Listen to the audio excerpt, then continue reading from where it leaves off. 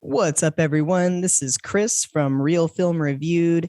My favorite holiday film is Jingle All the Way. It stars one of my favorite people, Arnold Schwarzenegger, and also covers one of my most favorite topics, which is when you just have that one thing that you want more than anything in the world, and it's told from the dad's perspective as opposed to from the kid's perspective, like A Christmas Story. So really enjoyed Jingle All the Way. Brilliant. That's great. As soon as you said Christmas Story, I thought exactly the same thing. I thought it's A Christmas Story from the parents' point of view. Exactly. Yeah, that's always what I thought. It's the dad going out to get the BB gun. Right. Exactly. And like he goes through so much, and being a parent now and having a young son and knowing that I want to give him, I know how I was and how serious I took the thing. I had what he wanted, but he's only 2. So he wants everything right now. But going through the whole like, oh, they're sold out everywhere. And then you try and do these impossible things to get it. Like I would really do that. I would really probably, like if I heard a radio station had it, I would probably just drive down there and like, hey, I'm here. I have the answer. So it's just funny. And there's a lot of great people in that film too.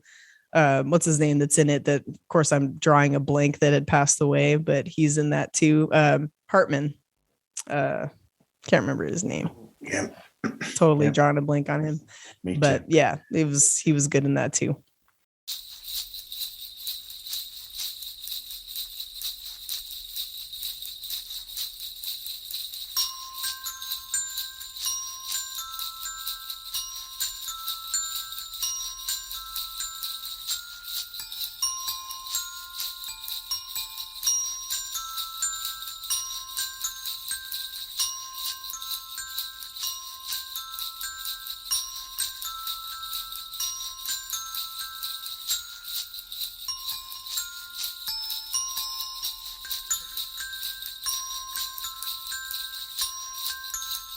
Yeah.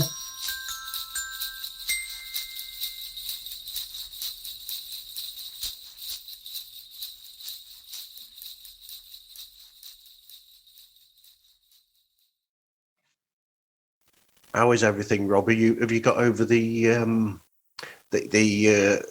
nervousness from chatting with Armin?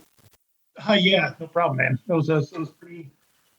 Initially, it was a little awkward, but then I think we got our mojo going after that. Right. Hopefully, you'll be able to get. Joe's favourite coming on soon. I know he's trying for it. Say again, Rob. I know he's trying for it. Oh, excellent. I'm open for that.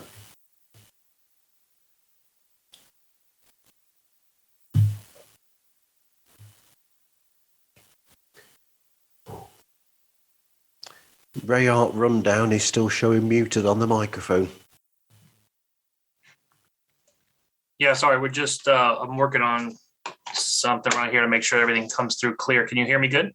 I can. Can you hear me okay? Yeah. Good.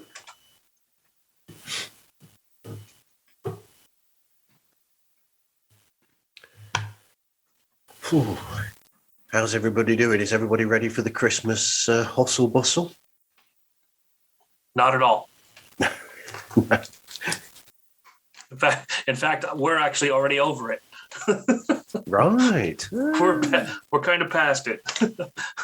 That's good. No chance of you losing the Christmas ham like in Christmas with the Cranks then? No, yeah, I mean nothing like that. But I mean it's just I work. My regular day job is with retail, and my brother is a bartender at night. So between the two of us, people spend their money and then go out and get drunk and get angry they spent their money. So we have to deal with both sides of their anger. So it's fun. Yeah, it sounds great. Yeah. You get everybody, all of the late comers for Christmas, both of you. Yeah. Yeah, we get the best of both worlds, essentially. Right. I don't know what's going on with my camera because I've still got a black screen. I've got no idea why. The previous show, perfect, not a problem. This one, nothing at all. And I've even put on a Christmas t-shirt as well.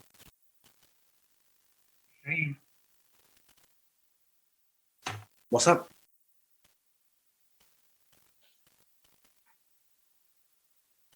There we go.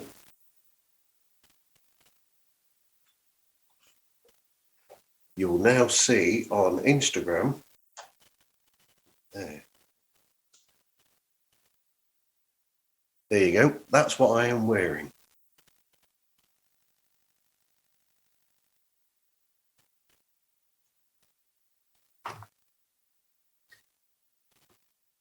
Is it because I've still got Zencaster running in the background on some other thing that I've not closed the file, the thing for?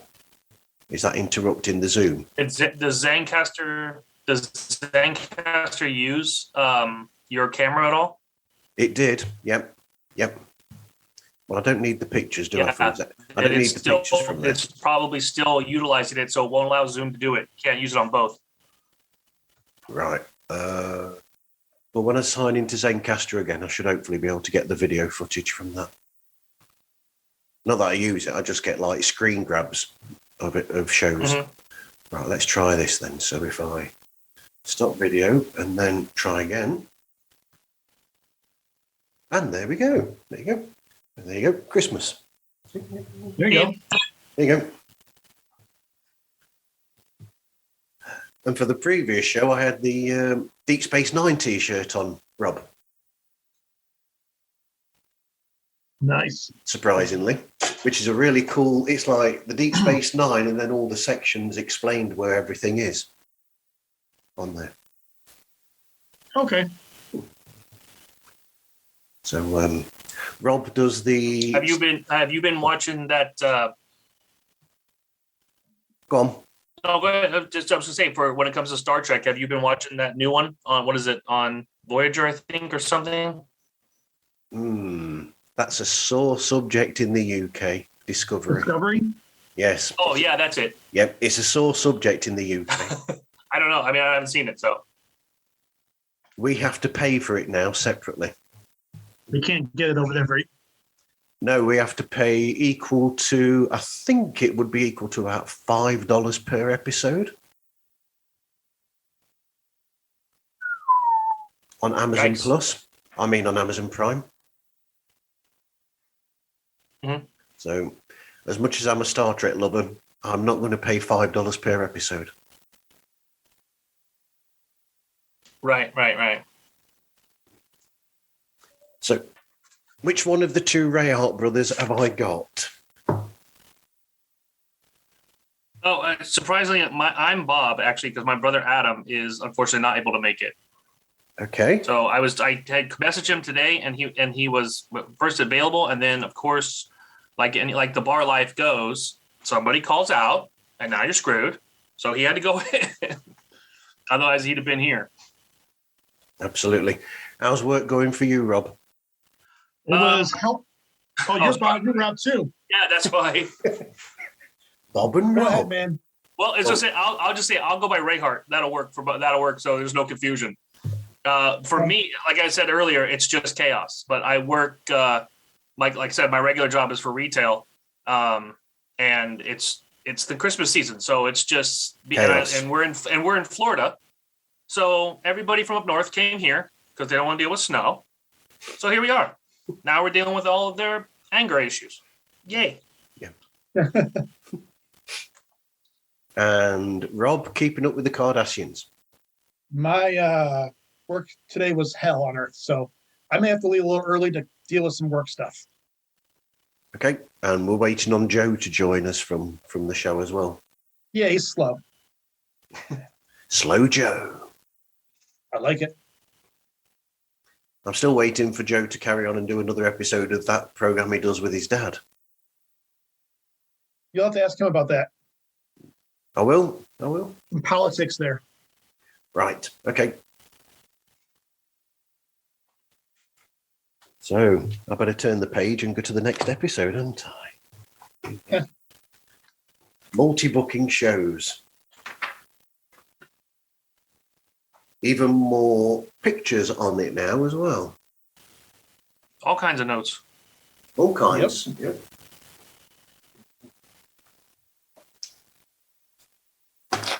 My artistry knows no beginning.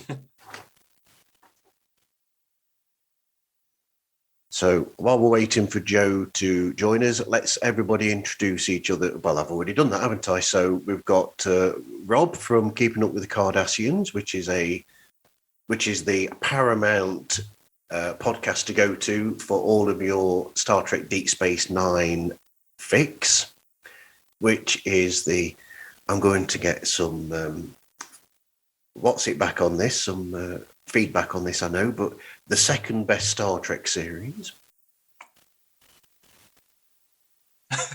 I'm leaving. It's very close. I love cocaine too. I see you're on it right now.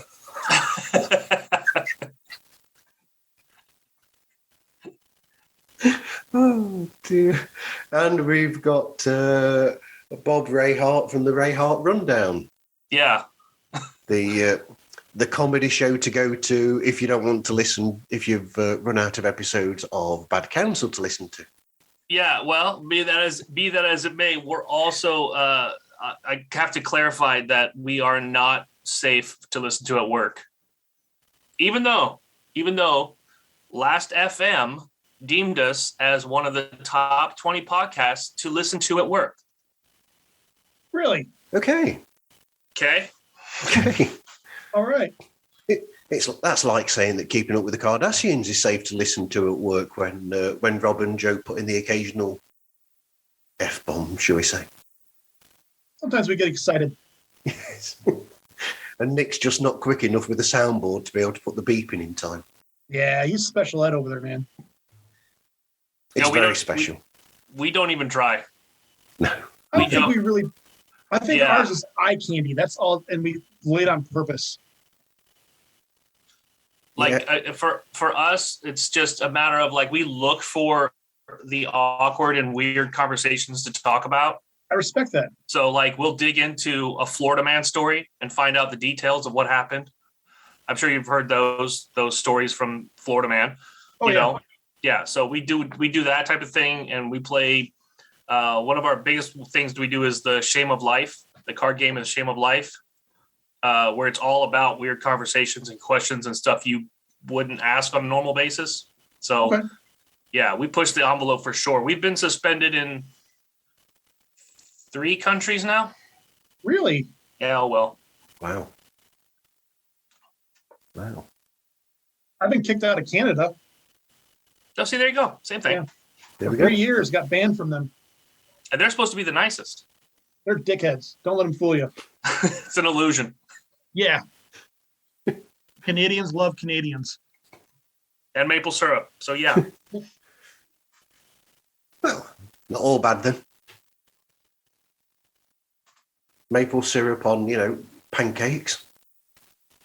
Syrup's great. Yeah, it's the people pouring it that are the problem, clearly. Yeah. It's like listening So, to Martin, an just so you episode of know, South I'm just Park. going to clarify. I'm going to do my best to keep it clean for your show. I'm not going to go off the rails. I don't know how far you go. I know for us, it's the Wild West. We don't care.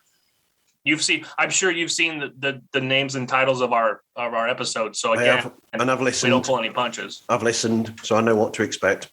Yeah. Okay. I'll just put a blanket expletive on the episode. Yeah, just right across my face. Sorry. Yeah. It'll just have that on the episode when it comes out next week. It's fine. Not a problem. Have at it, man. That's the way I look at it. Yeah. Fuck it. Well, see, that's the beauty of these podcasts is that right now there's nothing regulated. Yeah. There's no standard. There's no regulation really. It is essentially the Wild West. Anyone can do it, and you Clearly. can. Yeah. Well, yes. Yep. Hello. Hello, England. Hello. Proof.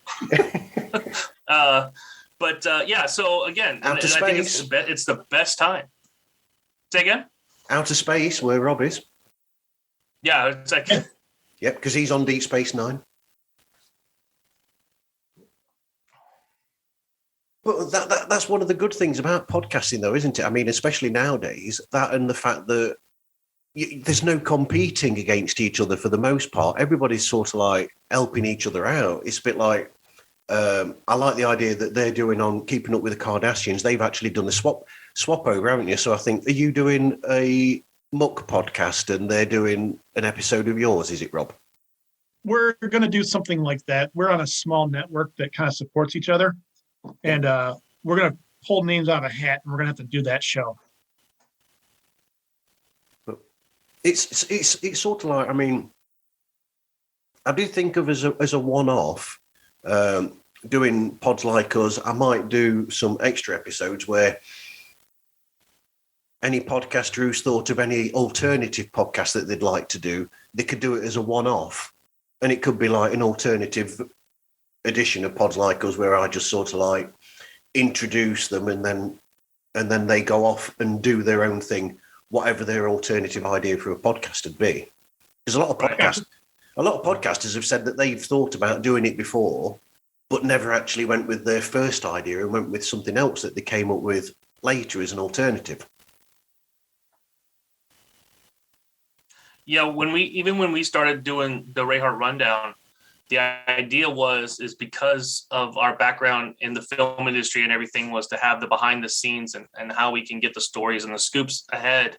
Yep. Was to try to give everybody that one up or that advantage to things coming or new film, that this or that. But there was so much of a saturation of podcasts out there that do film and that do movie reviews and that type of thing, that we were just going to get lost in the mix. So turning to some of our friends in the comedy and stand-up comedy and things like that, and saying like, what do you guys think? What do you, just asking for opinions. And the biggest thing was just go there and do whatever you want. Because as soon as you come out as a do whatever you want podcast, you're going to get noticed. Yeah. So that's why we went strictly with like, okay, let's just change it up. We're going to be not safe for work. We're going to be we're not going to censor our language. We're going to, acquire better music and more sound effects and just go nuts and go crazy with it. To the point where now it's, we've blown up as much as we possibly can. I think audio wise for what we wanted to accomplish. I think now we're going to push and go towards 2022 is YouTube. So that's our plan. Yep. I loved that episode where you sort of did a dive on the Grinch. I thought that was fantastic.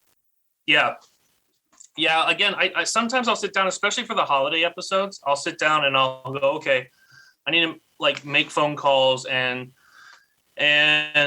talk to friends and dig in and do an episode where I just go full-fledged, like, let's find out everything we can. So we did it for the Grinch. I did it for our last year's, not this past one, but the one before, last year's Halloween episode. We went nuts for all of the behind-the-scenes stuff we could find for Halloween movies. And then even last year we did Christmas Vacation, where we were able to find unique points and scenes that were lost and that type of thing to talk about on the show.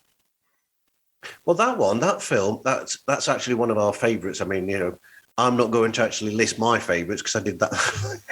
I'm copying an idea I used last year. I did my top 5 last year for Christmas, but that was in there, National Lampoon's Christmas Vacation.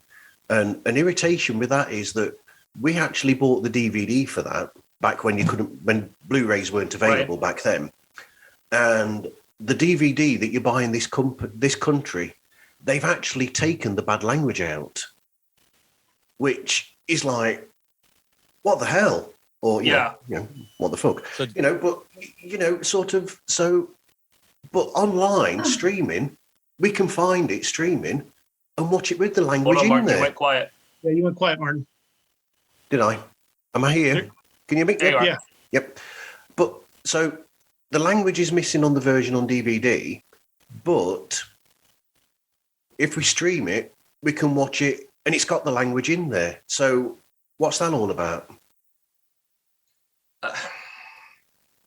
In the past, it was about your rating system that they had for DVDs. Yeah. Like the MPAA rating systems or whatever. And you could actually purchase different versions of movies at one point where they were censored or as seen on TV, so to speak, versions of the movies. Going forward now, I think they've done away with all of that, though. I think now it's just kind of, again, Wild West, do whatever they want just to make it happen. And it's funny that they do it for that film because a lot of the gags and a lot of the jokes rely, unfortunately, on some of the one-liners and some of the off-colored the jokes or language in order to make the joke work. In fact, a lot of times if I see Christmas Vacation playing on television, I'll just not watch it because I'd rather watch it with all of the actual language in it. Yep. So Martin, when they sell the DVD, are they selling it with like the TV version where they put in like alternative swear words like fudge or whatever? Yep. Or are they selling it without, or are they selling like an edited version of it? That's what they're selling, is the version with the fudge in there and the frickings and all that in there instead. But I mean, luckily they still got the shitters full.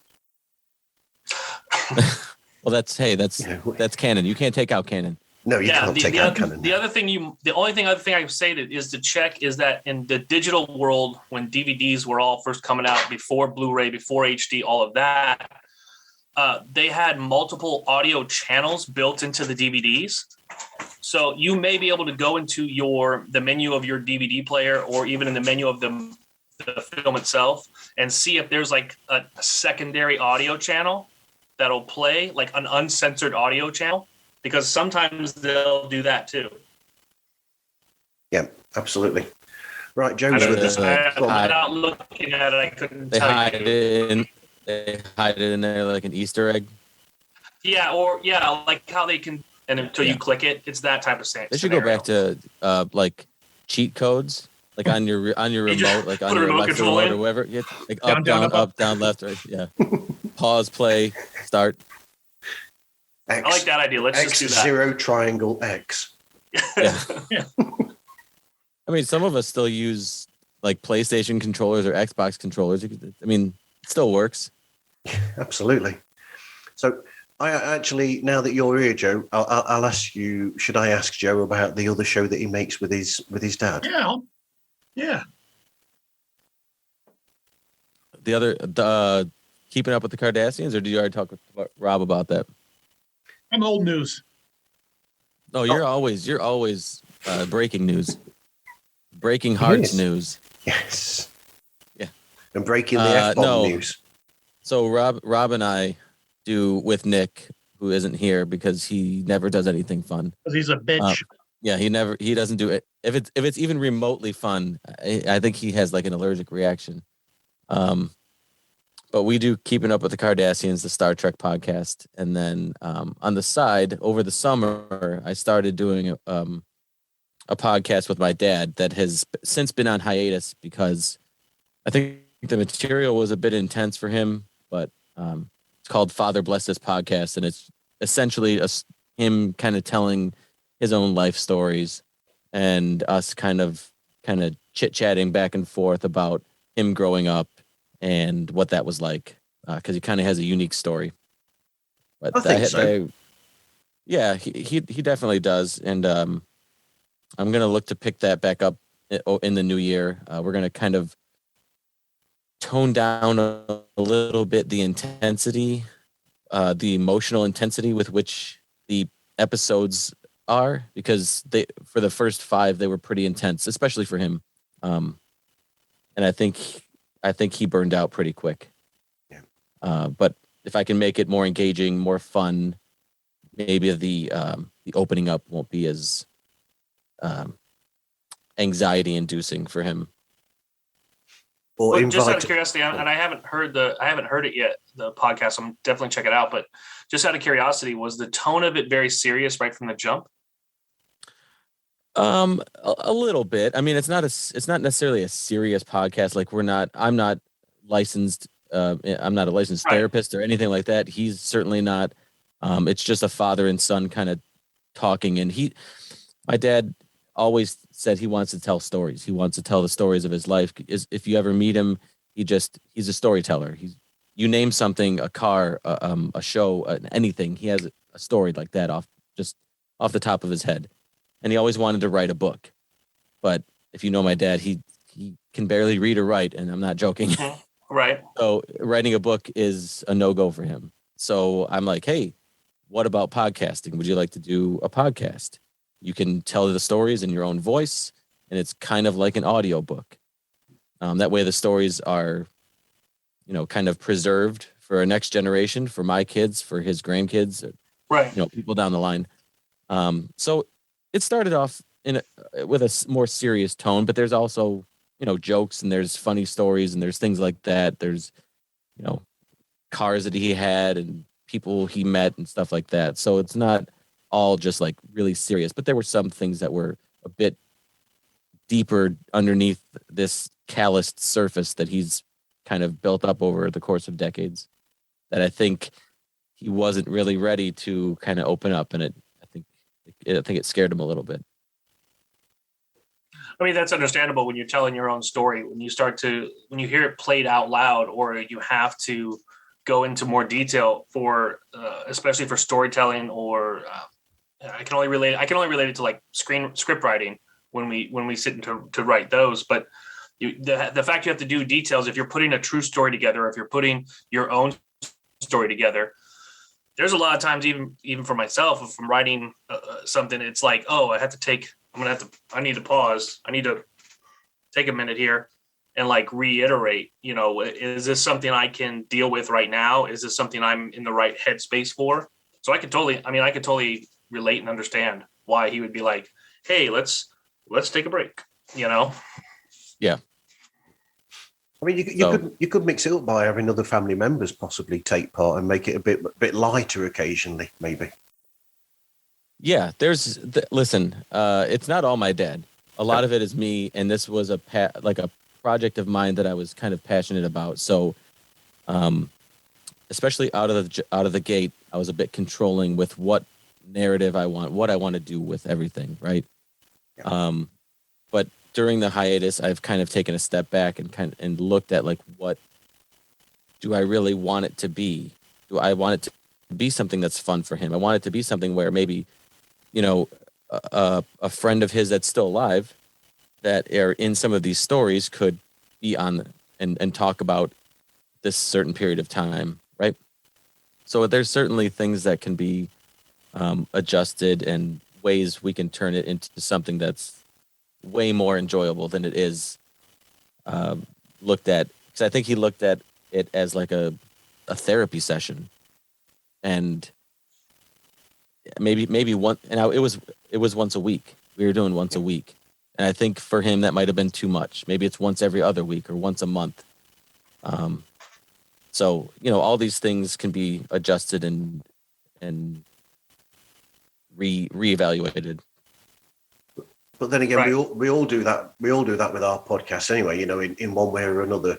We are not the podcast that we started off as. I mean, Keeping Up with the Cardassians is not the podcast that it started off as, and the Rayhart Rundown, as we've explained, that's changed over time. This has changed over time, and we all evolve into what we will eventually become. We start with a basic idea, and then that idea gets sort of like shaped as we go along. Has there been ever, and just out of curiosity, I know we're going to talk about the Christmas stuff, but just out of curiosity, because this is one of the first times the Rayhart Rundown has actually been involved with any directly video with any other podcast. So I'm just curious, as podcasters, has there ever been an episode, or maybe even an unreleased episode, where you've been like, yeah, no, I'm not putting that out, or completely not going to touch it, or I'm just, or maybe put it out and pulled it down? Has there ever been an episode you regretted? Rob? No. Not for me. I mean, we're pretty silly, so we don't get serious very often. Nick sometimes worries that we get too silly, but I think Joe and I are okay with going a little AWOL. But not that I've done, not that we've done. No. No, I've not done one like that either yet. But sorry, Joe, go on. How about Martin? You anything? No, I've put everything out so far. I just, if there's anything that I'm ever questionable of, or I think, oh, that wasn't too good, I'll just edit it out of the show. That's what an edit's for. Right. So far. Yeah, as far as Cardassians is concerned, we don't edit, so we are it's like live wire, no net. We just go. And I think that keeps us kind of crisp in a way, knowing that but there's a little bit of pressure on it. Like you can't. Do you think it keeps you? But do you think it keeps you on your best behavior? Sometimes. If you're a listener, you know that for me that's no. I'm gonna be me almost all the time. There was a little pull back the curtain a little bit. There was at the end of season 4, after we recorded, I think the last episode of season 4, we kind of met and we're like, Nick said that maybe we were a bit too, did he say risque? Was that what he was saying? Something around that. Yeah. And, I said, okay, I can take a step back and I'm not too proud to be like, no, I don't, everything I do is gold. No, it's fine. I can look at myself and say, all right, if I can pull it back a little bit. But that episode came out. Every episode we've ever recorded has come out. The podcast with my dad, there is one in the can that I haven't edited yet. Episode 6 is there.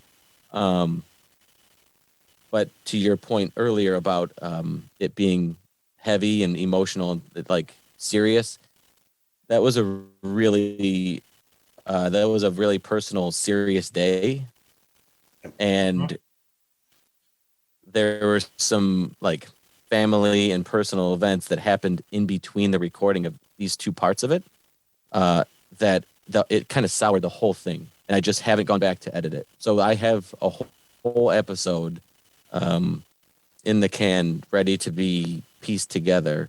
But it's just, I haven't gathered up the courage to go back and take a listen to. And sit down. Yeah. So I don't know. Maybe one day that'll come out, but I'll edit it for you. Yeah. Give it to me. Let me have it.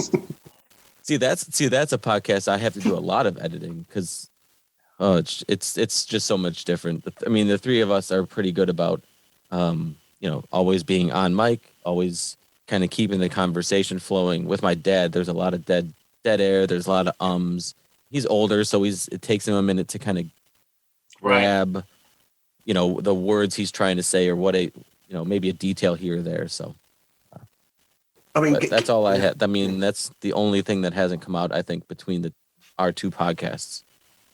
Keeping up with the Cardassians, much like yourselves with the Rayhart Rundown. I mean, you guys are never slow with a response and something to say.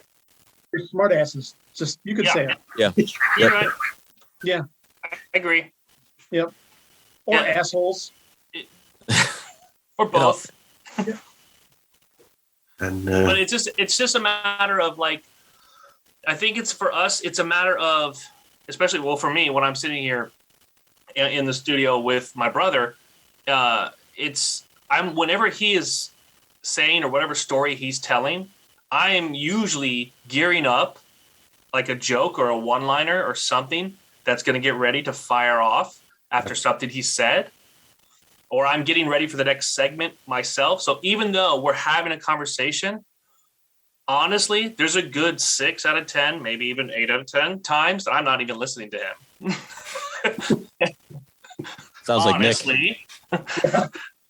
Just because I get just like you said, Martin, I want to keep the show faster paced. I want to keep it going and keep it moving and keep it rolling. But that's just how we operate. Well, you just mentioned Nick with keeping up with the Cardassians. I sometimes wonder if Nick's watched the same episode of Deep Space Nine as you two. You're right, because he sucks. Because Yeah. some of the things that he Hey, says. Nick, you suck. I mean, there are times when I'm looking right at him talking, and he's looking at his computer screen, and he goes, "Uh-huh." Yeah. Mhm.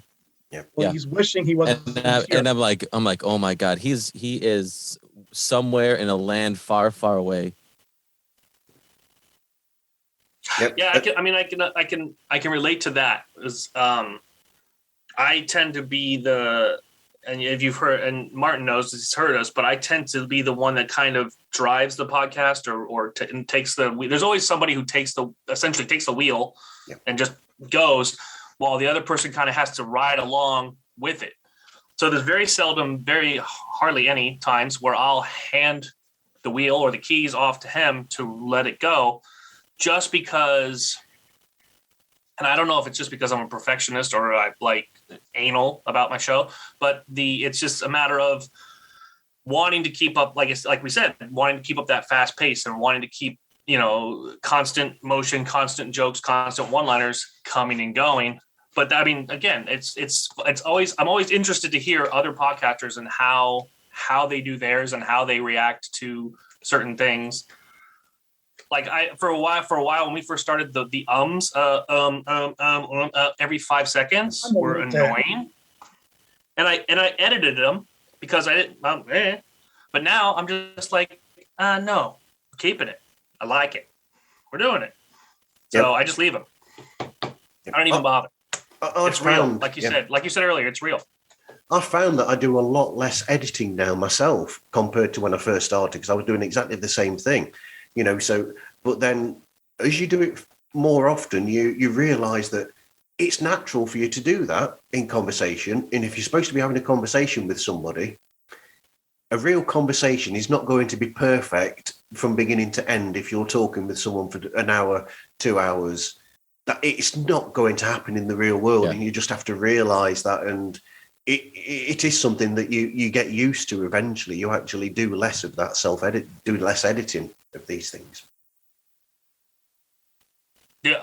And one more thing, just because I'm curious again, for audio editing, do you all use Audacity? Is this what everybody's using? We mostly use GarageBand. Okay. I've used Reaper. For the that's good. Reaper, I've used Reaper for the show with my father, and what little editing we do for Cardassians is done in GarageBand. Because I mean we've done like segments, right? So we've had interviews we need to record pre and post segments for, and we just edit all that in GarageBand. But that's mostly just kind of stitching it together. Right. We don't edit any dead air. We don't edit any ums or anything. No. I've used Audacity, and then I've used Reaper before as well. I've not used GarageBand because I've only got GarageBand on my phone. I haven't got an iPad yet. Otherwise, I would do. I mean, I'd love to do shows on an iPad. I mean, that would be wow. I could do that in a break at work. It would work. It would. You can absolutely do that. Although Gil from the Mind Buzz would tell you that we did do a pickup once while I was in a work van, and I just shut the engine off, and because I do my job is security. I do mobile alarm response, and so there was a humorous situation where we hadn't quite got everything with this show with Gil from the Mind Buzz, and I suddenly called him when I had 10 minutes at work or so, and I said, I'm available now, but the sound quality is terrible, because then you go from a microphone like this to your phone, and suddenly there's like, you can tell, no matter what editing you do, if you go from a microphone suddenly to a recording on your telephone, you're going to see the difference. And unfortunately, while I was talking to Gil at work, somebody actually rang me to check up on me. And the phone call is actually, I've got a recording of the phone call actually in the post show that I put up, as well as a bit of a joke, as an in-joke between me and Gil, because we thought it was hilarious that I got this call halfway through our chat. Did you leave it in the show? I did. I put it in the post show. There I you put the check call at the end after the music, as an outtake. Like a Marvel post credits. Yeah. Yes. Secret scene. Absolutely. Yeah. Doctor Strange isn't in that post credit though. Here's Martin getting shawarma. That's right. And here's Martin bringing in. This we're just going to all eat shawarma. Here's Martin bringing in Amanda from the Sip List pod. Oh, we got somebody else coming in. We have. Hey,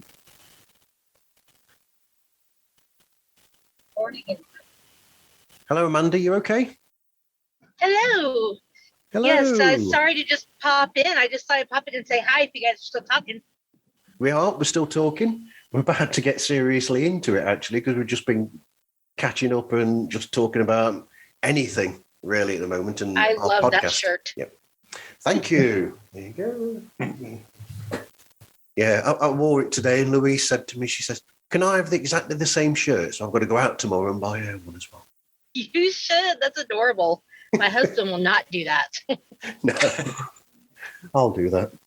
So, going to the whatever we can say of this list that I've put together. So, film and television podcast. There's a lot of them. Why do you think it's such a big thing? And why there's so much scope for different types of podcast about films and television shows? Amanda. I think because it's so interesting and it's so versatile, and it does kind of seem like we have a lot of them, but they're all kind of different. I mean, Yep. Everybody has a movie series or TV series or something that they're just like super obsessed with. And I think podcasting picked up a lot over COVID too. I know that's when I started. Absolutely. Ray, what do you think? Well, I think the biggest thing is that when it comes to movies or people's opinions, like you said, there's a lot of them. So I think it's very easily for someone to say, "Oh, I didn't like this movie, and here's why," or "I did like this movie, and here's why everyone else should," or something to that effect. But I think that just causes people, again, because of the ease of being able to just do this, hi, and now everybody can hear you all across the world. It allows everybody and anybody to do a podcast, which is great. But in the same token, if the easiest thing for anyone to talk about is going to be something that they love and or hated, and movies is, I think, by default, something we've all seen and other people can jump in on. Yeah, absolutely. But also you've got the thing Very that true. I was going to say that the another thing is that you've got the difference where each show has different hosts. So they have their own individual personalities, which I think is one of the things that makes each show different to each other. If you don't like a certain podcast about film or about television, you'll find another one where you might actually like those people. So I think it's the how those people's personalities are as well that makes those shows what they are. I would agree with that. It's like TV. Yep. There are 750,000 Star Trek podcasts out there, and yeah, we have one that does that in pop culture, but it's like the television shows themselves. They all have their own personality, and you draw to one that you like. There's tons of true crime out there. There's tons of comedy, and so you find the personality you like and you cling to it. I mean, your show particularly, Keeping Up with the Cardassians. The interesting thing is the fact that you have Joe, where Joe had virtually no knowledge whatsoever of Star Trek before starting the show. So you've got that, dare I say, newbie opinion of a show that's been out there. There you go. Yes. Yeah. There you go. Yep. Star Trek virgin's opinion on what he's watching. I imagine all the Trekkies are virgins in my mind. Hey, that's derogatory. We won't stand for that. That's nasty. Okay, I apologize. I take it back, I guess. No, we're kidding. I've never had sex with one. Not that you know of. Don't go back. Yeah. So yeah, I think I agree with Martin about on a couple things. One, especially about me, having a unique perspective because Star Trek has such a rich history and such a passionate fan base that you are very, very hard pressed to find somebody who at this stage in life hasn't seen any Star Trek and is willing to watch it for the first time and give their opinion. Because with any fan base that has this many passionate people, new opinions aren't welcome very easily. Not unless they align. Right. That's Exactly. true. And I don't know. I in as much as I don't know anything about the show Star Trek, I didn't really know about anything having to do with the fan base either. So I don't know where my opinions are supposed to align. So like, I don't know. All I'm doing is watching these shows and then saying exactly what I think of the shows. There's no better case in point than, I'm sorry, Rob, the episode The Visitor, which is considered one of the greatest, if not the greatest, Star Trek Deep Space Nine episode of all time. I think Rob just left. Yeah.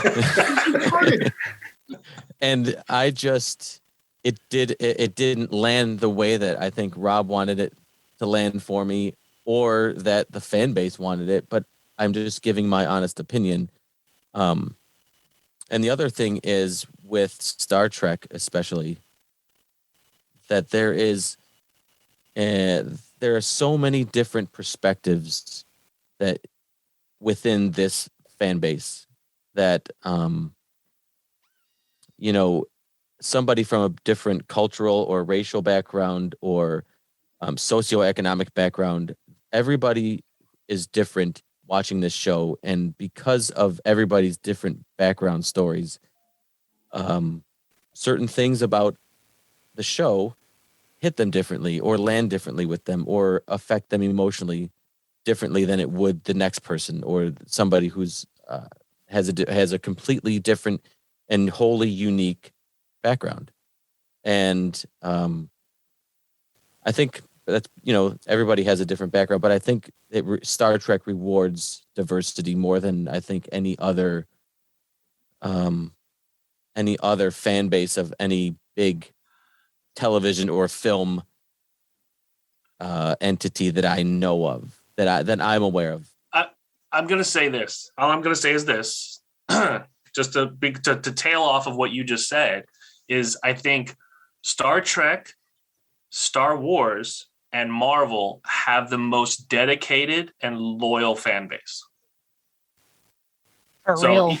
I think, even though you could say, yeah, Star Trek fans, and I think that the deal is that Star Trek fans have been going for a long time, just like the Star Wars fans.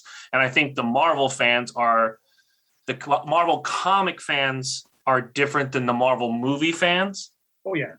So I think when those two are when they get aligned and they come together and agree on shit, then we're all screwed. But when taking over the world, yeah, when that happens, they're already trying.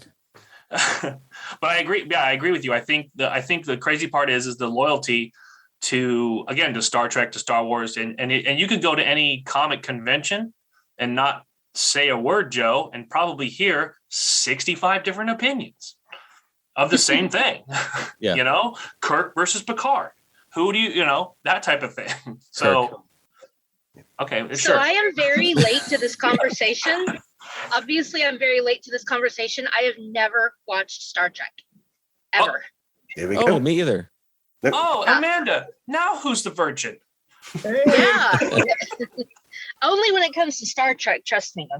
oh God, I think I saw some episodes as a little kid with my grandma, but I just never got into it, and I never watched the movies. And not because I think it's stupid, I just never had the desire to, I guess. I get that. Future guest I potential. might be there. willing to give it a try.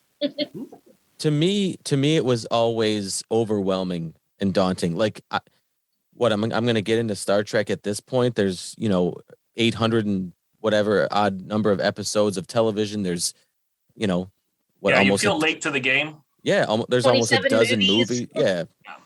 I mean, there's an animated, there's all sorts of stuff. There's books, there's all sorts this universe, this Star Trek fan base, this Star Trek universe has been built up way before my time, and I feel like I'm so late to the party that I'm just better off finding something that is a little less daunting to get into.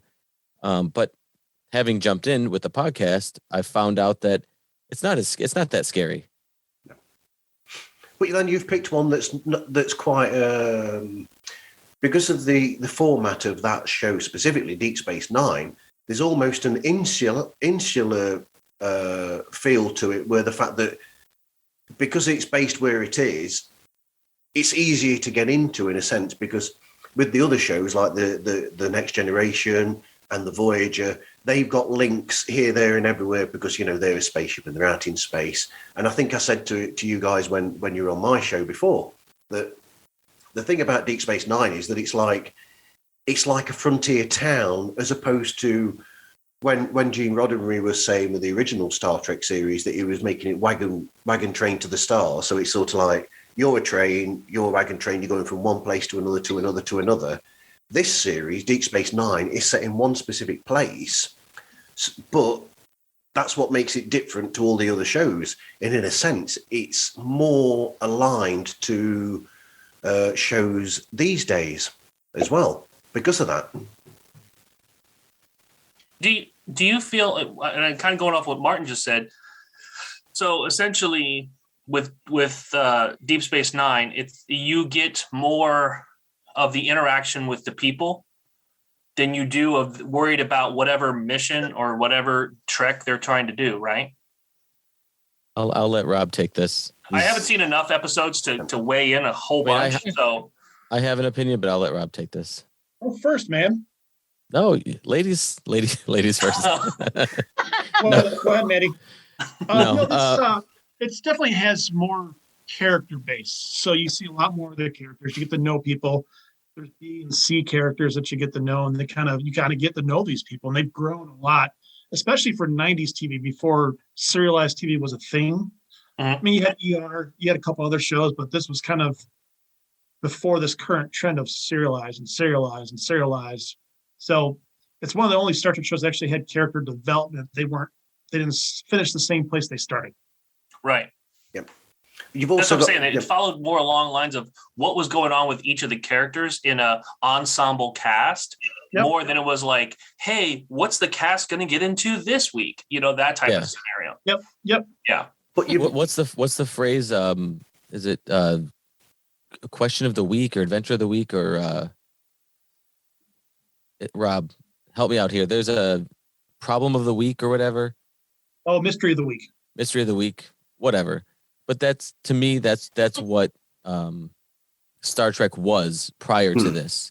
Yeah. With the Next Generation and the original series, is every week there's a problem that presents itself and they address, and it sort of resolves itself all within the episode. Right. And it may or may not come up later, but it certainly isn't going to lead to any sort of larger overarching plot point, where DS9, I feel, is complete opposite. And more character driven. Yeah. Well, it is character driven, and you still get the plots, these plots happen over a series of episodes or even an entire season, and you do get the alien races here and there, and you meet certain things from the realm of Star Trek, but it's very slow in introducing those things, and in a way that hasn't seemed overwhelming to me.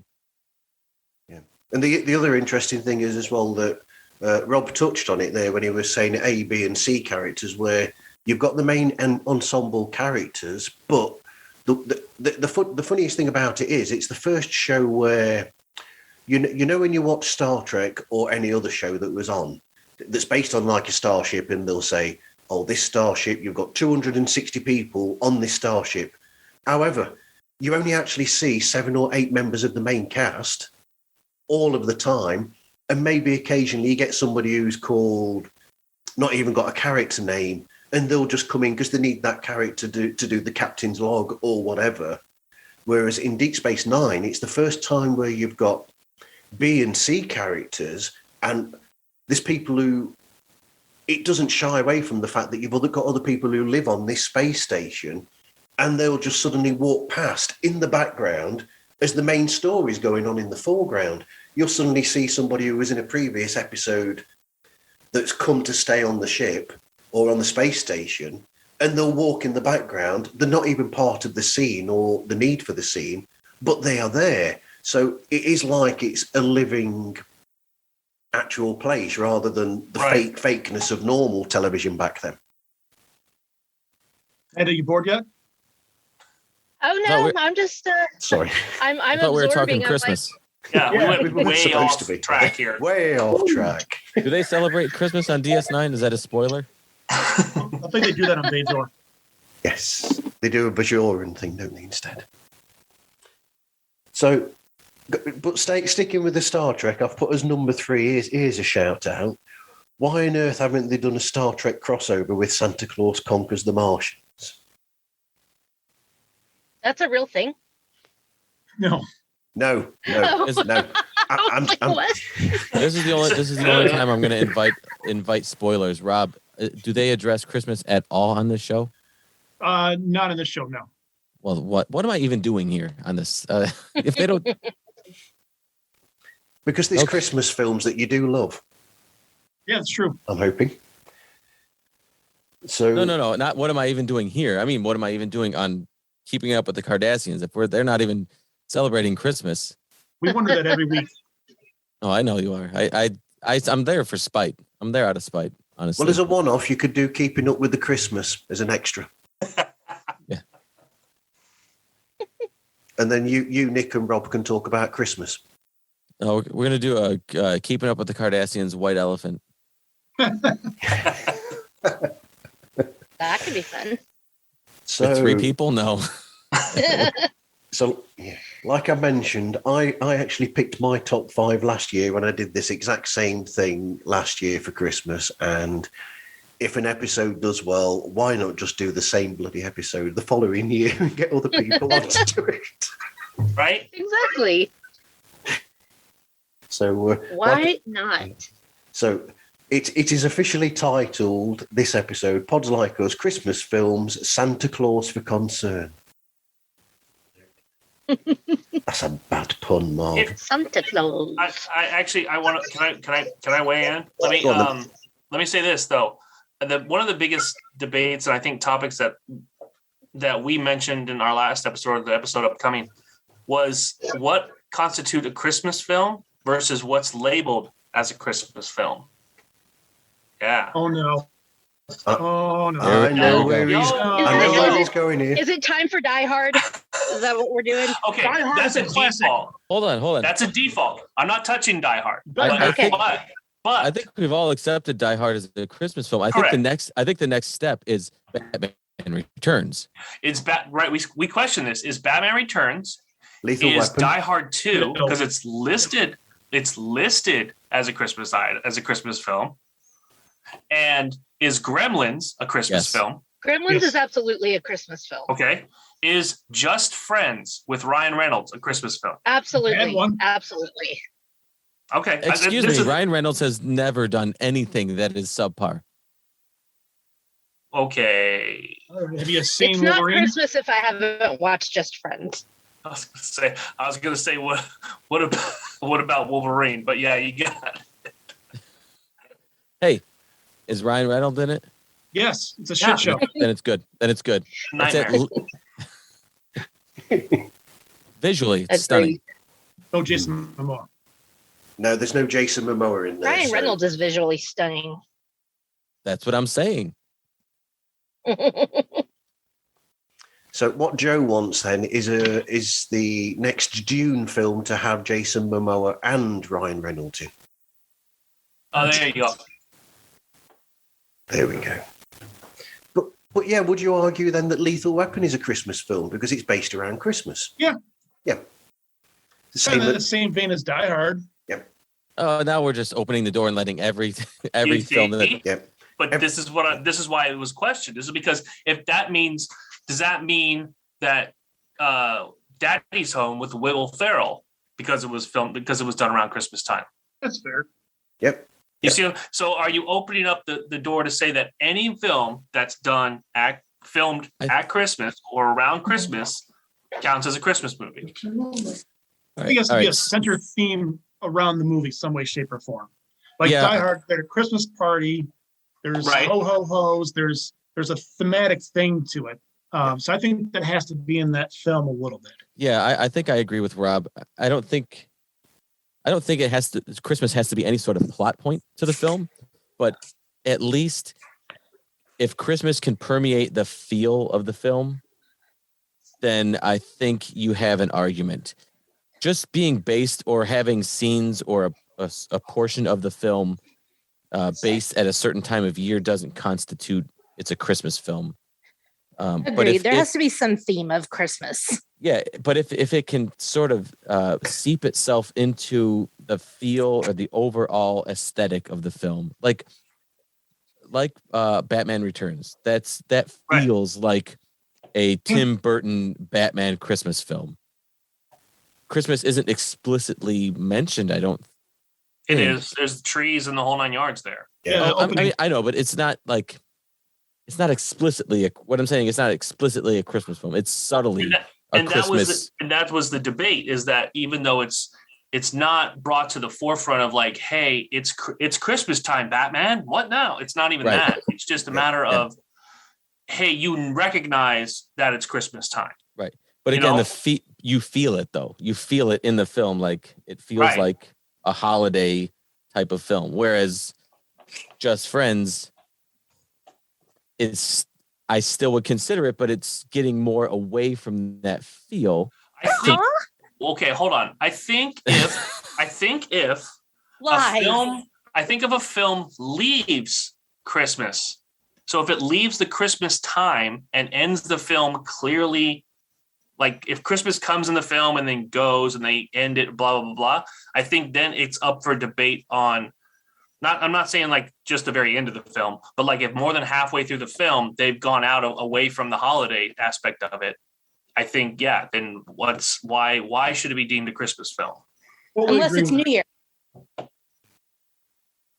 Okay, see, now you're getting into New Year's films. I don't even know. If they end the movie at New Year's, I think it's still Christmas. Is there a New Year's film?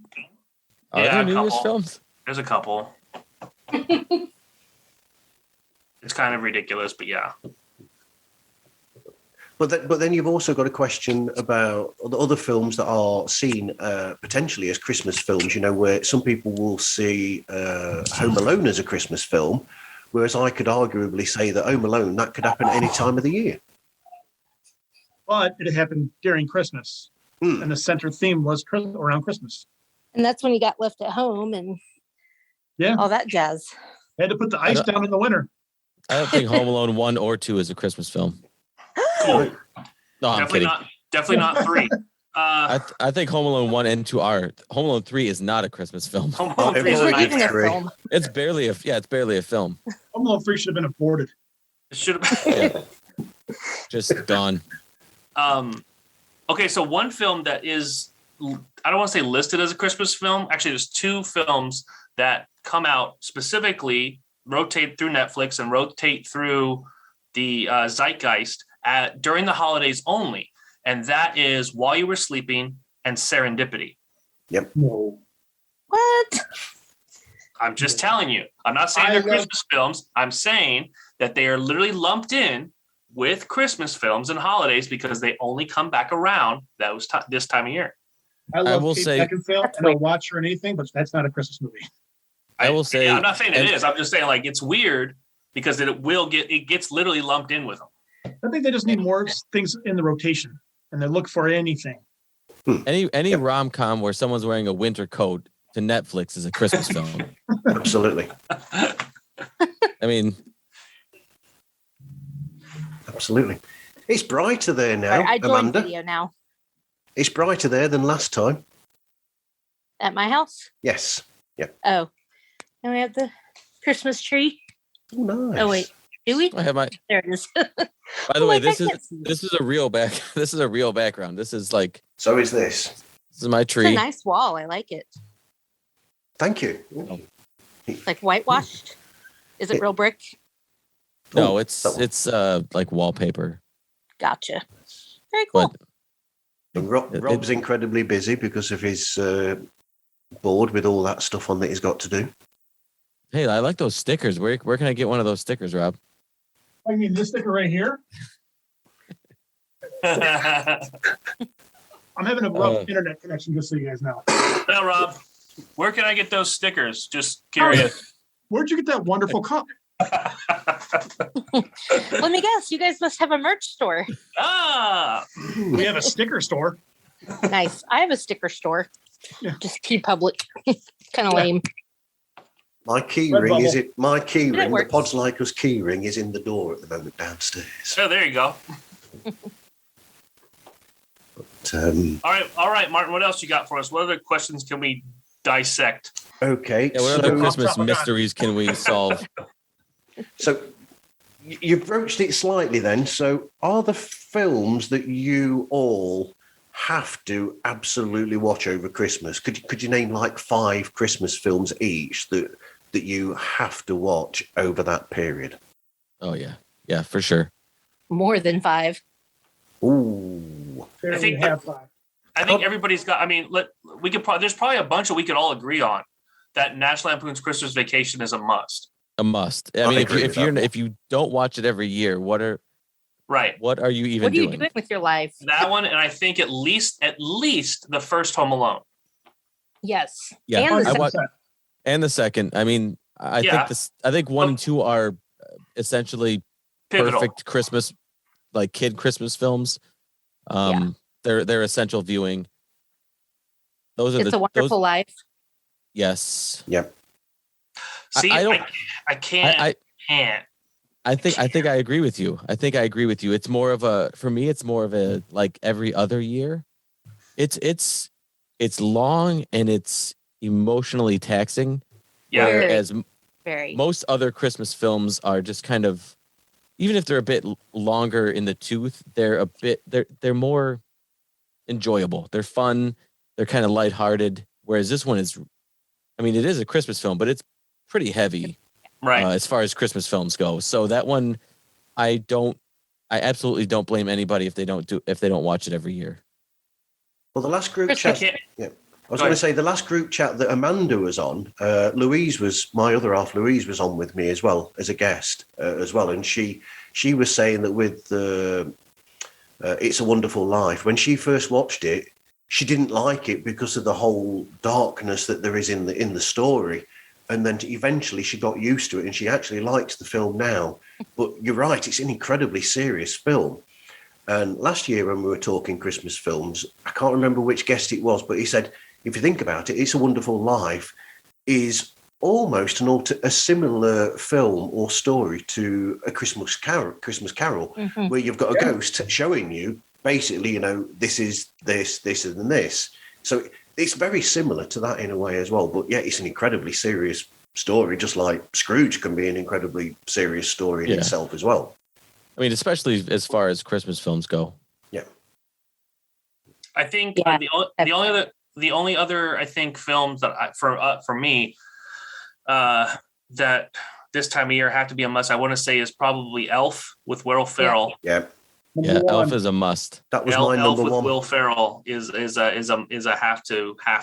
So I think any version of A Christmas Carol. I think I go to the top of the mountain with the Muppets Christmas Carol. Yes. 100%. Yes. I think that is 100% the best telling of that story as far as source material and entertainment. Fantastic songs. And then Scrooge. Yeah. Which one's that? Albert Finney Scrooge or a different one? No, I was Bill saying Murray. Scrooge with Bill Murray. Bill Murray, yes. Yeah. Now You don't get too up in your feels. That's a good one. going Go ahead. back, Sorry. kind of touching back on the previous topic and this topic is a Nightmare Before Christmas. That's a hot topic. Yeah. Because I watch that's a almost every year viewing for me, and it At to me Christmas is time or Halloween? Yeah, that's the one. Good question. it's in a league of its own, man. It does. It falls literally, but it's almost like, hey, let's watch it at Thanksgiving. Yeah, you can watch it anytime between October 1st and December 31st, and you're good.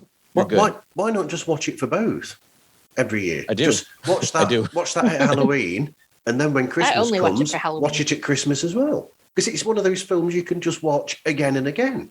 It's considered now. It wasn't when it originally started. It was not. It was panned, and it was like, oh, this is creepy. This is weird. We're not doing it right away. And I think it built a cult following after a while to where now, what is it? Almost 30 years later, they're finally coming around with merch for this movie. Yeah. So at Disneyland, they changed the whole Haunted Castle for Christmas to that theme. Wow. Yeah, they don't do it here in Florida at Disney World, but they do it the California one in Disneyland. Yeah. That's cool. You've actually made me want to go there now, Rob. You're welcome. Yeah. What about A Christmas Story? I was just going to say that has to play on Absolutely. Yes. It's basically it plays Christmas Day nonstop. Just leave it on in the background. To me, what's amazing about A Christmas Story is I'm 39, so it takes place before I was in existence, but it's such a holiday. It's such a Christmas staple that it's nostalgic to me. Like it's the nostalgia in that movie is almost universal. It's timeless nostalgia, right? It's just pure nostalgia. Well, I mean, because everybody's been a kid. Everybody's been a kid exactly that had that one thing they wanted so bad. And if you've never had that feeling, then I was talking to my husband because he hates it. And I'm like, didn't you ever have a gift that you just were dying to have and you were so happy? And he was like, not really. And I'm like, well, I did. And so I remember that's what it makes me think. There's never been one time where there was a one gift that he was. He says no. Yep. I mean, he had some cool toys and stuff, I think, but I don't know. I've asked him a couple of times because when Ralphie opens that BB gun, I start crying because I'm just like, how can you not feel anything in your heart when you watch that? Because you can think back, for me, it was a Cabbage Patch doll. And I just, when I got one, I was like, I thought I'd never be that happy again for the rest of my life. So. Well, that goes into another interesting thing there. Yeah. Was I what? Were you as happy again? I would say the day I got married is a very close second. No, I'm just kidding. You have to say that. Do you have my husband's giving me dirty looks. I was going to say, is he sitting next to you? Because that's unfair. He's sitting in the other room and he's giving me the death stare. You can feel it through the walls. I can sort of see him. He's like, really? I don't know. Yeah, but I just, that feeling of being a kid and wanting something like that and not knowing if you're going to get it. And then, it's a euphoric, nostalgic feeling that I think everybody can relate to. I mean, the sad reality is we're all chasing that for the rest of our lives. Mm-hmm. Like that one moment where this thing that we've wanted, we've based our whole existence on this one thing happening. And it finally happens, and you're a child, so you're almost not jaded in any sort of way. So it's this pure euphoria, and the reality is, for the rest of your life, you're chasing that high again. But then, as a parent, you get to give that joy to your kids. Hopefully, I know now as I watch it, I'm like looking at the dad, and I'm like, oh, he's kind of a jerk. But then when he's watching him open it, and he's all like, he looks almost just as happy. And I wouldn't call it the exact same feeling, but it's close to be able to see that happiness in your child once you become an adult. Hey, there's nothing better than giving your kids something that you shouldn't, and you just give them the wink, like, don't fuck this up. I know mom said no, but it's okay. Yeah. First of all, don't tell your mom. Second of all, don't mess this up, because if you do, it's my ass. Yep. And then literally 5 seconds later, I shot my eye out. Yep. Yeah. You're like, God damn it, Ralphie. I told you this like 5 minutes ago. No, so one of the beauties of that film, just on a serious note, one of the beauties of that film is the fact that it was filmed in the 80s. I think it was filmed in the 80s. Yeah. But it was made to look like it was even goes farther back to the 40s and 50s. And I think one of the cool parts is that voiceover, that the guy that does the voiceover, Gene Shepard, was the actual writer of the film. So for him to be able to put the passion behind his voice, because he knows the story essentially, I think helped hook everybody to create this, like, I dare want to say, wow, brain fart here and just went. I mean, he felt his emotions. Yeah. Like his excitement or whatever. Yeah, he felt what he was saying. That's, I don't know a better way to put it, but yeah, I agree with you that, like, he knew exactly what he wanted, how he wanted to portray it, and so with those voiceovers, you believe it's Ralphie talking in this day, you know? Yeah, it's a bit like I'm always very. Oh, go ahead. I was going to say there's a certain magic to the. How many of you have seen the Looney Tunes version of The Grinch? You know, with the voice of Mel Blanc. Doing that, you know, from back in the 1950s. I don't think I've seen that. The cartoon, you mean? You mean the cartoon? The cartoon. The cartoon, which was made by Looney Tunes, and there's a certain magic to that. That's because it's got a certain feel to it. Because Dr. Seuss himself was still around at that point, and he was actually involved in the making of that cartoon. So I think that adds it a certain caliber or certain thing that the later versions don't have. Although, I mean, you know, the Jim Carrey version is fabulous, and I even like the one with Benedict Cumberbatch, the animated version. But that one itself has a certain feel to it that is unique to that version of the story. I think it falls into original charm. The first time any of us saw the Grinch in its entirety or saw the Grinch character was that. Yeah. That initial burn. That initial burn into the brain is Because everything after that, the Benedict Cumberbatch one, the Jim Carrey one, it's like, oh, how close does that look to the original? Yeah. You know what I'm saying? Yep.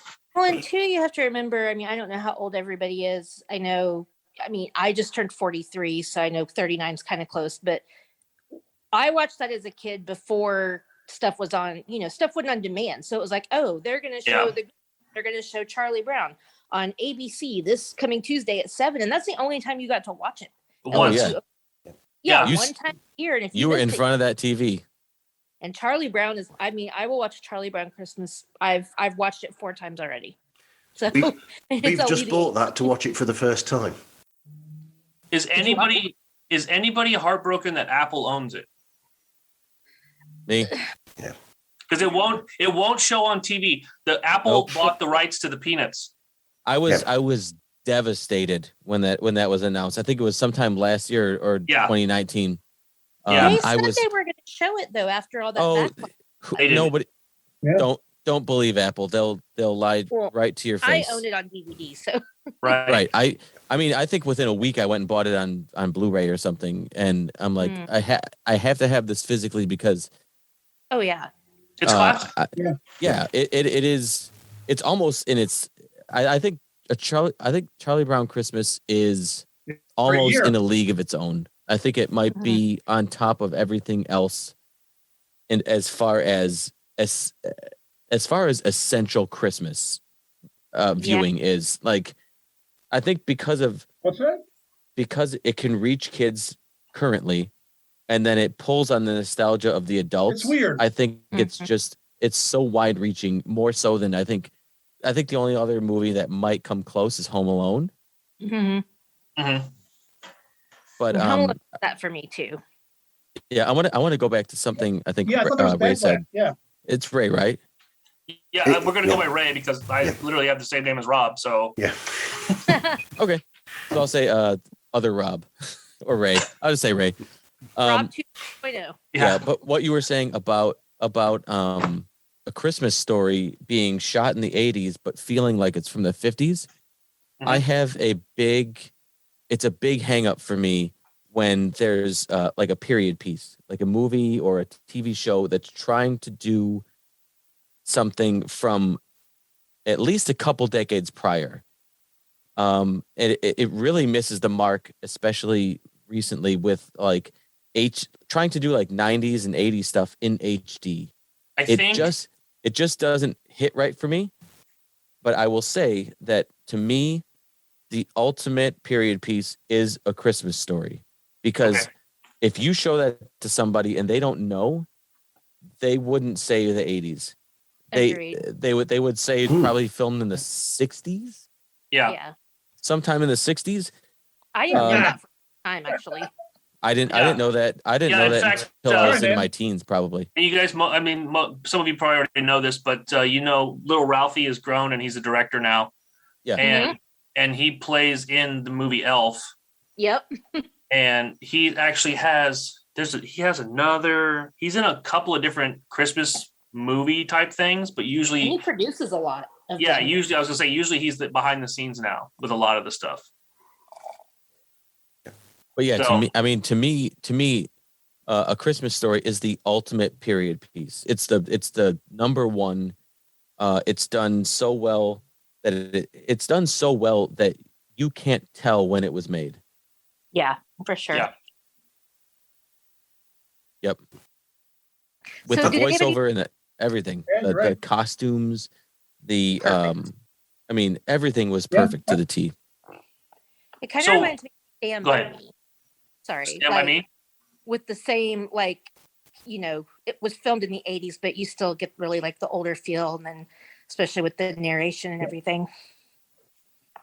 Yeah, I think that narration kind of sinks the deal, because it automatically puts the audience into a form of like, oh, this happened in the past. Mm-hmm.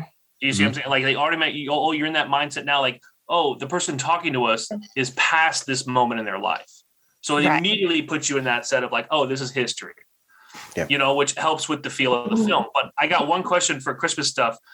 Since we're clearly all about the same age, let's say, what was probably one kids' Christmas movie or show that came on TV that you had to make sure you watched every year? Charlie Brown. The California Raisins Christmas.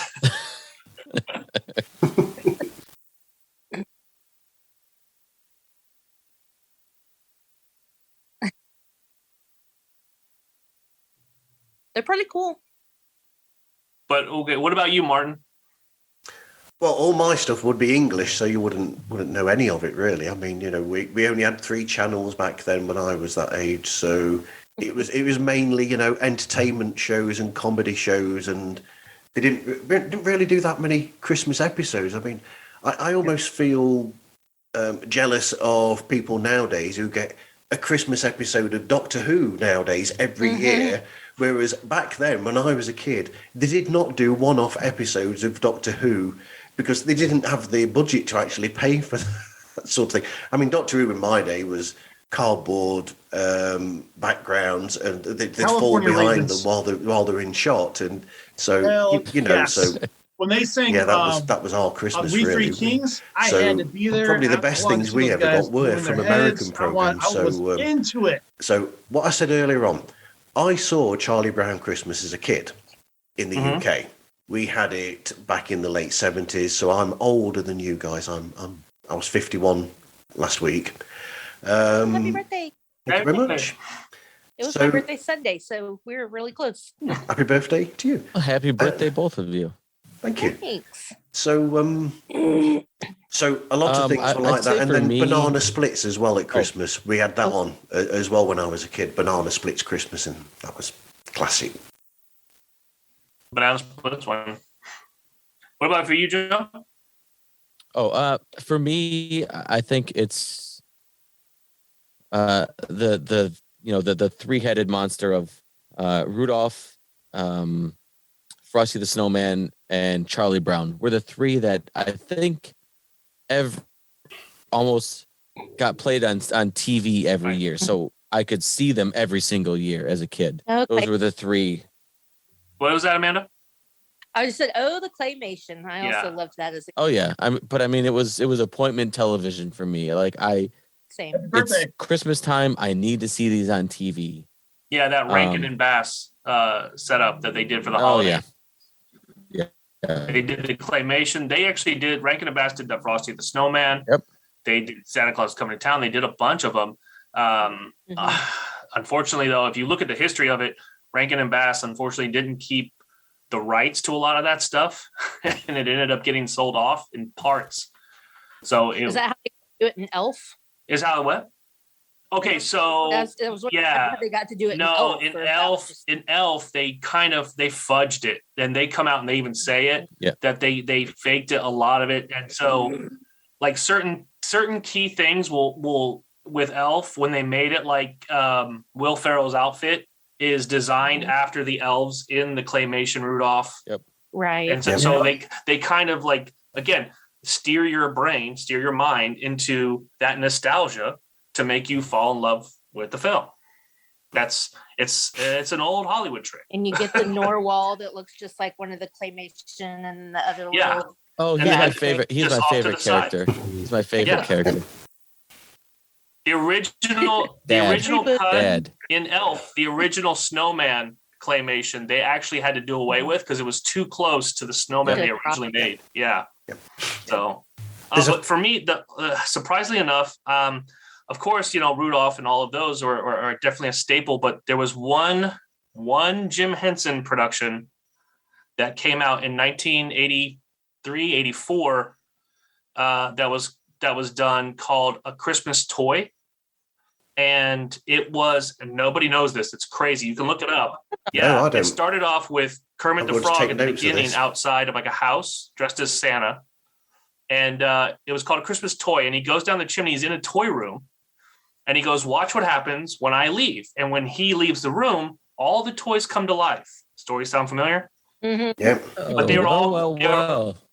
Right, but they're all. But this is 1983, and I think it is, and they were all puppets, and it was this whole story about Christmas, about how a new space toy, was coming into the playroom from Christmas, and none of them were happy. Get out of here! No, you can look it up. In fact, when Disney bought the rights to the Muppets, they actually took Kermit out of the beginning of the film. Wow. Yeah, you can't even find right now. There's a couple of stream sites, not main ones that'll play it. They created a kids TV show of it called The Secret Life of Toys. Again, sound familiar? I mean, I'm no expert, but I've got a couple ideas. I got probably 4 ideas.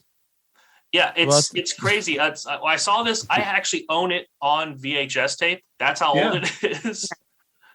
So I own like one of the original copies of it, but I dug in. I had studied with Jim Henson for about a year way back in the late 90s, and I dug in to find out whatever happened to this. And because of the puppets they used in the thing were none of the Muppets, so those are still owned by the Jim Henson production. But because it was so controversial with the way Kermit was mixed in, and because it was so close to the Toy Story line of how the Toy Story movies played, that Jim Henson production, Disney, divided all the puppets out, and they were not to play it. Nobody bought the rights, and it lays dormant. That's stupid. He came up with it first. Exactly. Like I said, you could look it up. It's called A Christmas Toy. Isn't it amazing how many things sort of die off with VHS? Like, it's wild. So many things are on VHS, and as things become more and more corporate and business oriented, they're like, yeah, we shouldn't have done that. We're not going to put that on DVD. And they put some things on DVD, and then the next generation is like, yeah, we're not going to put that on Blu-ray. Or they. And there it is. It's there it is. That's it right there. Rugby Tiger, Apple, all those guys. Yeah, I remember from my childhood. But VHS was to me like the last wild west moment of home video.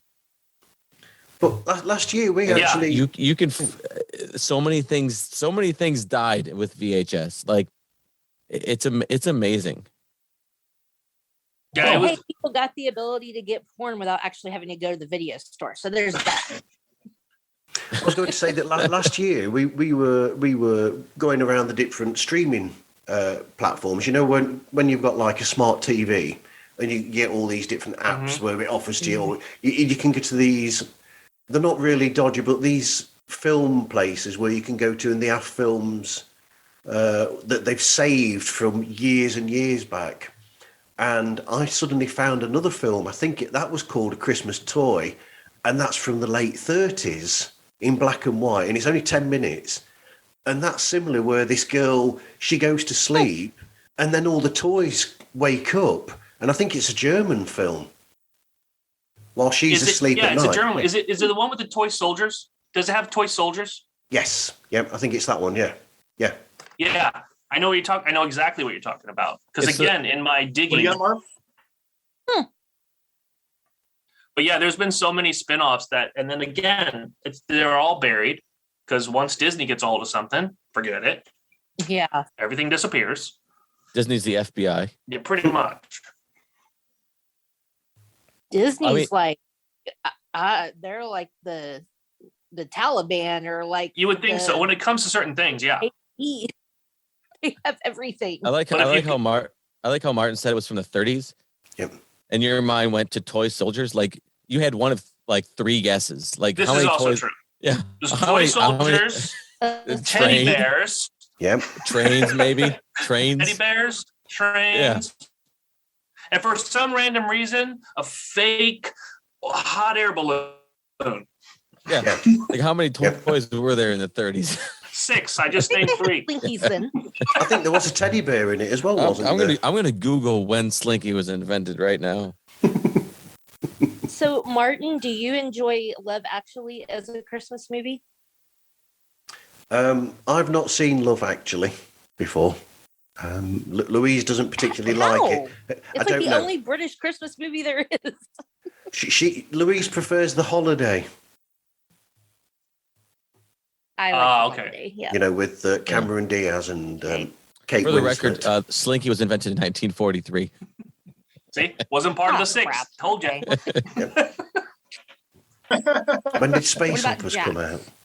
I think those are invented in like the 1300s. Yeah, and cardboard box. As a torture device. Yeah. As a torture device, yes. I was gonna say Jack's were the original Lego. Joe's the Stepping on perfect them. person for this. Yeah, exactly. What did you say, Mark? Joe's the perfect person for this bit because of Toy Time with Joe in their show, Keeping Up with the Kardashians. They have a catch up and they talk about toys for about 10, 15 minutes, sometimes longer than they talk about any of the episodes of Deep Space Nine, actually. That says more about the episodes of Deep Space Nine than it does toys. It does. Toys are fucking amazing. Tangent. Yeah, I do love toys. Love Actually is a great holiday film. Okay. By the way. But it's another one that gets me really like all up in my feels. Like I cry a lot. Yeah. I mean, if you've ever been in love with somebody or had really strong feelings for somebody, it rewards you or punishes you, depending on how you feel. So a friend of mine sent me, so I still love Alan Rickman. Rest in peace. Oh yeah. But I hate him in Love Actually. I get so mad for what he does. To Emma Thompson. So my friend sent me this thing and he goes, if you'll watch Love Actually and then you watch Die Hard, you will see him get punished for what he did to Emma Thompson. So I'm like, that's my new Christmas movie routine. The 1-2 Christmas punch. Yes. Because I love him. Sidetracked very, very easily. Man. No, it is a good movie, but 100%. it's a little heavy too. I mean, it's funny too, but it's a rom-com, but it is more. I think it leans more into the rom than it does the com. Mm-hmm. And that little redheaded boy, I just love him. He's so adorable. And how many Christmas films has Tim Allen been in? Watch it. Okay. Yeah, how many Christmas films has Tim Allen been in? He's in three. Too many. Claus and Christmas with the Cranks. Yeah. Right. 3. Yeah. 4. Couldn't do the Santa Claus at all. No. None of them. Really? Not even the first one. I couldn't. Wow. I guess I don't know. I mean, I got the concept of it. I see that or whatever. I guess I struggled with Tim Allen because I'm just not a fan. I guess I'm not gonna sugarcoat it here. I'm just like, Is it? It's such an original story, though. Right, and then they ruined it with 2 more sequels. So So Yeah, I like. so the can you sequels give him 2? I give him 2. I think the first Santa Claus is solid. Yeah. It's not a must watch, but Mhm. it's definitely a second or at least high of the top third tier Christmas movies. And then I think Christmas with the Cranks is funny enough to watch. I think Jamie Lee Curtis, as great as an actress she was, I think that she should have done that one. In my opinion, Probably not. I think we Probably see her not. too much of a serious actress as for something serious. But What about Four Christmases? that's one of those ones. If you can relate to it, it's absolutely hilarious. Yeah. Am I wrong? Like, am I wrong there to say if you can relate to having to deal with multiple sets of family members? A lot, though. I agree. But if you only have to deal with one family all day, every single year, then it'll be funny in bits and pieces. So that's what I can say. But yeah, I find it hilarious. Sorry, I'm pouring wine. That's okay. Well, I love Four Christmases. That's all right. I've had my kids get me beer. Holiday armadillo I'm not with you there. wine glass. nice. So When y'all are talking about TV shows, I was thinking that Friends and How I Met Your Mother really paved the way for the holiday episodes of shows because they did lots of focusing on them. Martin, do you have an avenue we're going towards? No. Because I have something I want to ask about. I guess But I'm if you harsh. have something to bring up or another topic, I want to let you do your thing. Well, Are you going to bed? Staying with the same subject. Where the real money is. Yep. Staying with the subject Oh, of yeah. Tim It's Allen. certainly not in. Yeah, it's certainly not in Podcasting podcasting. isn't your day job? I was going to say with Tim Allen, I he's don't know. actually. It's infuriating that one film that he hasn't made a sequel to, actually, and it's not Christmas related, is Galaxy Quest. Because the first one of those was brilliant. But unfortunately, we've lost the best actor from that, which was Alan Rickman. Right. Oh, Tim Allen's still around. I am not. Well, a the guy Tim that Allen plays fan Monk, I anymore, can't remember his so name. I don't know if I'd watch it. I don't know how much homework you guys did on what I do outside of all of this chaos. But there was for a little while in Hollywood a Galaxy Quest 2 script floating around. Okay. Yep. And I wasn't able to get. Unfortunately, I tried to get my hands on it. I called my agent. Not the Was like, negative "Hey, money give we me a earned? copy of the script." And it was so. It was so geared towards Alan Rickman's character, being against, going back to being against being part of that, and that the rest of the cast trying to pull him, and it became a thing. So when all of We that, talked about it when he recently. passed away, the whole script just kind of went whoop. Yeah. And they were like, let's leave it as it is and not touch it. But there was a I thought you script were going to say floating Justin around. Long. And also, I don't know, just to give you guys also a heads up on, speaking of sequel scripts, Gremlins 3 is currently in the works. Let's go. And is going back to the first one. Christopher Columbus is back on board. And he is going back to how the first one was just crazy. Warner Brothers is not touching it like they did the second one. I heard that. And making it Looney Tunes. Yep. I still kind of like Gremlins 2, though. I do too. It's not my favorite one, but I'll watch it. You'll watch it Have as they a got Joe comedy. Dante on board again? Yeah. Yes, I watched it as a comedy. It's not to me. It's not even horror or holiday. It's just comedy. But- It's pure comedy to me. Right, but Gremlins was never listed as a comedy. It was originally supposed to be a thriller. Yeah. I get it. So Though. the third one is going back to that. They're doing it. I mean, let's be honest. All the 80s stuff is coming back. Yeah. I know. And Ghostbusters is in the theater. again, I've mentioned earlier about my disdain for period films, or at least how cautious I am with them. Right. And Yes. I'm even more cautious with franchises that are 15-ish years old or older coming back. Because to me, first thing immediately cash grab. You know, Yeah. we already have more than half of the idea fleshed out for us in the past. Let's just try something new and see if it works. I prefer the reimagining or reboots as opposed to remakes. Like we were actually on my friend's podcast, we just reviewed Back to the Future and Home Alone on separate shows, but we were talking about, you know how they've talked about Where's a Back to Monster the Future Squad? remake. I'm like, please God, no. no. It's But- to me that's the one franchise touch that I just They- please yeah, don't touch. They said they're not that touching I think Yeah. that or Indiana Jones. I think Yeah. those two franchises. I know that Zemeckis has said they won't touch it, but what happens after he dies? You know, right. Yeah. And where where does that Do intellectual another one. property where does that go? Yeah. And then whoever gets that, they're gonna do whatever they want with it anyway. I mean, But I saw an what they interview. did, I saw an like, interview with instead of both of them remaking before. it, Yeah. have like they did Ghostbusters Afterlife, like have somebody's kids or grandkids discover something and then go off of that as opposed to an actual remake. Like I would rather.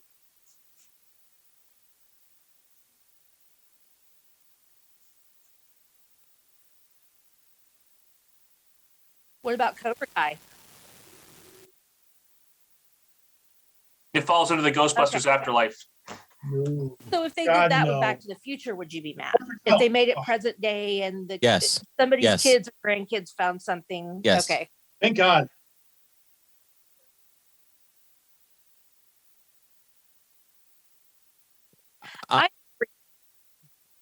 Didn't they just film another Indiana Jones?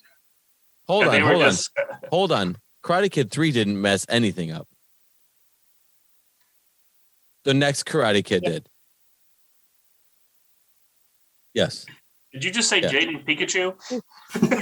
Yeah. A continuation. Yeah, no, I get it. To me, I think Back to the I Future hate- is like the one franchise I I hate just reboots, please don't and they're touch. unnecessary No, I most agree. of the time. Please don't. It Like you have to go back and was do another perfect Spider-Man as a reboot. trilogy. I Or mean, something I along don't those think lines. it fell off almost Cobra Kai is not a anywhere reboot; it's a at any continuation. point during the trilogy. You can argue 3 isn't as good, but of course, because 1 and 2 are perfect. I think 1 and 2 I don't know I if you think can do 1 and Back to 2 the Future. I think are that's perfect like a perfect films. thing. And that I don't think you can replicate it in In any way, the shape, or form. context of those Karate two, Kid, I sure, F that up with 3 Karate is Kid a 3 bit of a and the next disappointment. Karate Kid but- and then the Karate Kid after that. In the overall arc of the trilogy, it works. All of it Okay, so works perfectly. next and Karate it, Kid, and it and then sort of the- resolves itself And then in the its own Jaden volition. whatever his name is, I just just got off. don't want the Jackie anyone Chan. to touch it and to I don't know. tarnish what has already been I got my point built. across. Okay, but to circle back around to Christmas, and since Rob just sorry. mentioned, since Rob just mentioned how he doesn't like reboots, then with that being said, do you hate the latest versions of the Grinch? No. They're not continuations.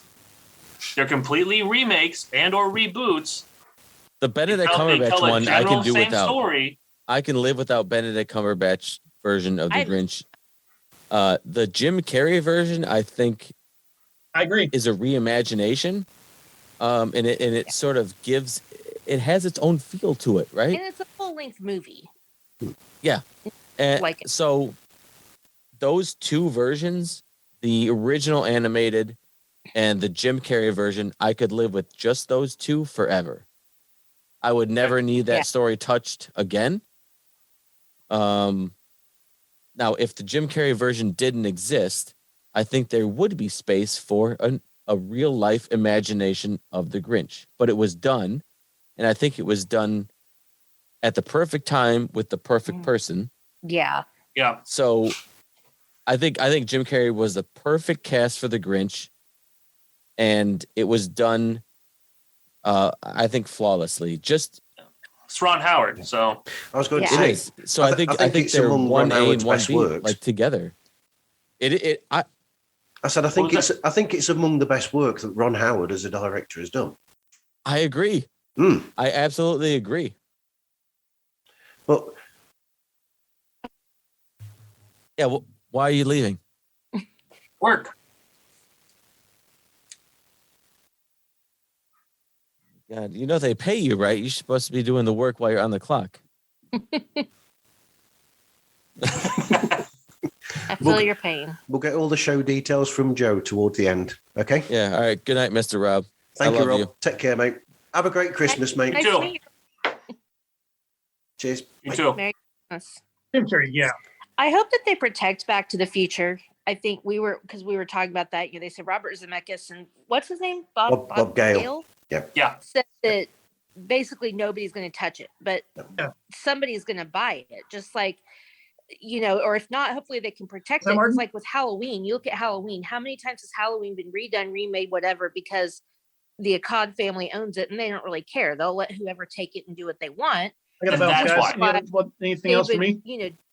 David Gordon Green and all I got them were work. like, I if we don't do work this, for the somebody morning and else work will. that I haven't Let done us yet do today. it. And they made a new reimagining, and they're fans, and you could tell. But still, it's like, how many times can It you? was a shit show. So And Halloween's my favorite horror movie of all time, so I'm not mad at the new ones. But you gotta get the right people to do it if they're gonna do it. But most horror guys, films nice meeting everybody. are that Christmas, whole guys. genre is geared towards creating sequels. Yeah, that's true. Yeah. It doesn't matter. I mean, Critters got 4 movies. And Tremors got 3 or 4, and Yeah. Sharknado got like 7. Yeah. Yeah. So hey, I mean, hey, the horror. please don't hate on Sharknado. I need all the Sharknadoes I can get. But They have a didn't Christmas used to be Sharknado. They need a Christmas. Sharks celebrate Christmas. I'm sure they need a Christmas Sharknado. Great. I'll call Ian Ziering and see what he's doing for the holidays. Need a crossover. I'm sure he's available. We need a mashup Yeah. of That's right, a Martin. Shark's Tale and Sharknado. Yeah, there you go. There you go. You Shark Tale and Sharknado, Perfect. Mix them I together. watch a Christmas Sharknado. fully animated. But you mentioned earlier on about the versions of Grinch, the Grinch story. But wouldn't that go along the similar thing with the Christmas Carol and the Scrooge story, where there are so many different versions of that? But it's almost as though the Grinch falls into it being a classic Christmas story, the same as Charles Dickens's A Christmas Carol, where you can see different versions of it, but then there's other things where it's not quite got that same sort of thing. So if they try to remake some Christmas films, I can think of some Christmas films that I wish I'd never seen the first time. Never mind having another version of it. But Because I I think think those have this. Oh, sorry. I don't think they have the same. They don't have the same association.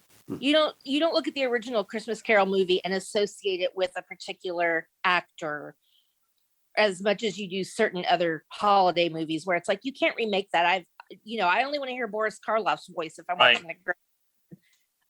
I think it also goes back to what I was saying before, is that as a child, or you saw the Grinch for the first time. Here it is. This is the Grinch, period.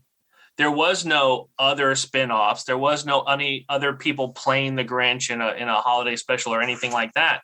But I think there's been so many renditions of the Christmas Carol that could you go back right now in your head and say who was the first Scrooge you saw? Donald Duck. Not named Scrooge. Albert Finney. Hi, Bill Murray. Yeah. See, it's Scrooged, right? Yeah. God, I love that movie. So with that being said, would that be the original for you? Would that be the initial Christmas Carol?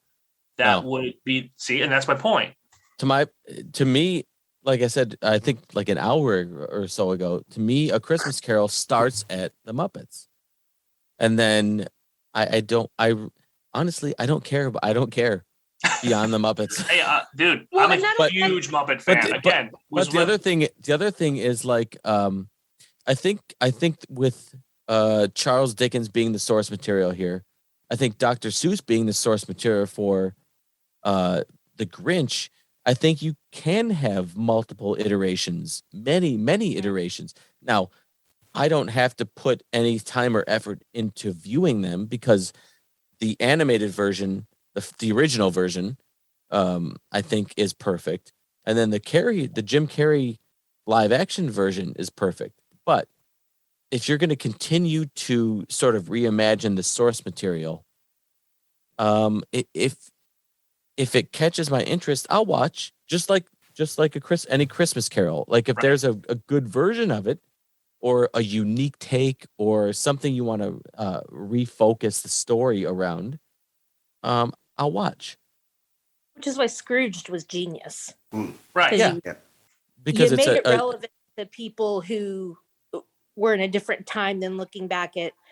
Was that Albert Finney in the original? I didn't even know that, but good story. But now it's relevant to the current time period, and I mean Bill Murray. Come on. Right, and I mean, I don't think it's an exact replica of the source material. It's sort of taking the source material and reimagining it to a certain degree. Right. Like the new Grinch.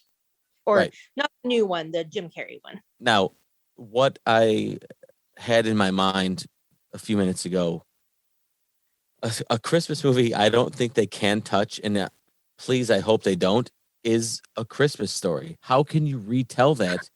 I will kill somebody. How can Did you see the sequel? No. No, I know that it exists. I refuse to watch it. Yeah, no. But I don't understand how you can take that story and feel like, oh, I can improve upon this. I'm gonna redo this. It is literally perfect. Agreed. But there's one film that takes the same idea premise, okay, that just came out, that's on Netflix right now. And you may or not have seen it, but that, if you've seen 8-Bit Christmas yet with Neil Patrick Harris. Yes, I love it. It does the same kind of concept where it takes it's a Nintendo that the kid's after, and all him and his friends, that's all he thinks about, that's all he wants. So it's not so much about what's going on it is about what's going on in the kid's life, but in the same token, he's heavily focused on that one Christmas gift. Has anybody else seen 8-Bit Christmas? No, I haven't. What's it on? It's on Netflix. Okay. I think it's on HBO Max. Oh, actually. Is it? Oh, maybe you're right. Yeah, maybe you're right. I'm almost. I just watched it over the weekend, and to me, it's like the new. It's a new. We talked about like annual watches or Christmas movies that you have to watch every year, or to me, that's the newest classic. Maybe Christmas Chronicles was also good last year. Yeah, that was really good. One or two. I even thought the sequel was good on that one. Yeah. I haven't seen the sequel. But the first one, the first Christmas Chronicles was really good. But 8-Bit Christmas, I think, was done so well. Yeah. So well. And you're right that it does sort of dip its toe in the A Christmas Story telling of Christmas nostalgia. Right. But it does it so well that I don't think you don't even initially think about A Christmas Story. You don't think that it's sort of piggybacking on it. It's really great. And as I said earlier, I'm so critical about period pieces. I think it plays the 80s almost as well as anything can in modern day high definition. I think it does it really well. Like Amanda, you said that Cabbage Patch was I was going to mention this choice. Yeah, that's his little sister in the film. That's her gift that she's dying for. And so to see that Cabbage Patch logo, to see an actual Cabbage Patch again on screen is crazy nostalgia. So you have to. I recommend the movie for sure. I'll definitely watch it. I mean, we were poor when I was a little kid, and Cabbage Patch dolls were. I mean, they were like $60, 80s. That's like what, $150 now? At least ridiculous. $120, yeah. Like not quite expensive, but they're expensive. But I'm hoping that they won't. I'm hoping they learned from the Miracle on 34th Street debacle that they will not touch A Christmas Story or It's a Wonderful Life or anything else that's like just super, super classic. I think it was if it was going to happen, it would have. Now, The Christmas Story has been turned into a sequel, and everybody hated it, and it got raped over the coals. But I do know that they turned it into a musical. Yeah. The Christmas Story ended up as a musical, and I don't know how I don't follow a lot of musicals on Broadway, so I don't know how it did, but they turned Elf into yeah, I mean, they turned Shrek into a musical. So, I mean, Ella, why not? That's a natural progression, obviously. I will say so it's different when you see a movie that wasn't musical that becomes one. I saw Legally Blonde, the musical. And if you like musicals, it was super cute. Like, I really, really enjoyed it because but you have to like musicals or you'll think it's stupid because it's definitely different. I'm waiting for the Expendables, the musical. That would be R-rated, right? Miss Congeniality, the musical. Going back to I think Ray's point was, I don't think some of these movies, A Christmas Story or It's a Wonderful Life, some of these really untouchables as far as holiday films, I don't think we're gonna ever see, or at least not in the near future, see a 1-to-1 remake of this film. I think you're going to see something along the lines of A Christmas Story versus 8-Bit Christmas, where you have the source material, which is A Christmas Story, and 8-Bit Christmas is sort of a retelling, but in its own way. You can't. It's not a direct affiliation or direct association to it. But if you watch both films, you can absolutely see the influence on one versus the other. Right. So I think maybe you will see another film that's as heavy or as serious as It's a Wonderful Life. But maybe it's not the same exact story. Well, and I think you can if you do it. You're not the Miracle on 34th Street remake. Like, to me, that was an untouchable movie. Talking about top 5 must watch, Miracle on 34th Street is in my top 3, the original. And then they remade it, and it was just, you can't unsee that because you are so ingrained with the original. But if you look at like Fred Claus and Noel, they're almost the exact same story. Like, not exactly, but they're really close. I think if you do like those two, 8-Bit Christmas and then Christmas Story, if you're not trying to piggyback or bank off the other one, you could still do an original movie, but with similar premises. I don't know. Premise. Is premise singular and plural? Okay. I think so. It's like geese. Yeah. No, goose is the singular. Gooses? Geeses. Deer. There you go. Deer. There you go. Sheep. That's funny. Oh, wait, Martin, what else you got for us? Anything? So, are there any Christmas films that you avoid? Yeah. I mean, actually, this brings to mind an interesting one, and I'm going to go off on a tangent here with this. But there's certain films, shall we say, Hallmark, shall we say, where they have almost a pattern about them that they follow, in a sense, and it can be a bit irritating at times, shall we say? You don't even have to memorize the character's name. No. Every made-for-Netflix Christmas movie ever? No, we're talking about Hallmark movies. Hallmark and Lifetime. Yeah. Those are the network terms, but now Netflix has sort of adapted and sort of adopted that sort of, we're gonna make a film, and it doesn't matter who we need a blonde or brunette white lead. We need a tall, square-jawed lead male, and we need it's going to be set somewhere in Colorado or somewhere in the Pacific Northwest or New York City. That's it. It doesn't matter. If you can write any Hallmark movie if you're willing to have the main character female have a great career, go home for Christmas and completely lose that career. Boom, movie's Yep. over. Yeah. Done. Yep. Everyone. And Or she lose a also Wall goes Street home banker to and fall in find love with a rustic carpenter. Yeah. She leaves Who loves dogs. she leaves an amazing apartment in New York and a $100,000 job to marry the shoeshine kid from years ago. Yep. Sorry, Martin. Here's the thing. We've all watched these because we can say the plots. Yep. So obviously they're doing at least a little bit right because we've all watched at least a handful of these to get that like they all follow the same plot. Like the same. I watched. I mean, They're sort of guilty holiday pleasures. Yeah. I mean, in the course of what 36 hours. I mean, continued runtime, not actual time, but like right. in the course of 36 hours, you run through pretty much all of your holiday standards, right? Mm-hmm. And then what are you left with? Hallmark.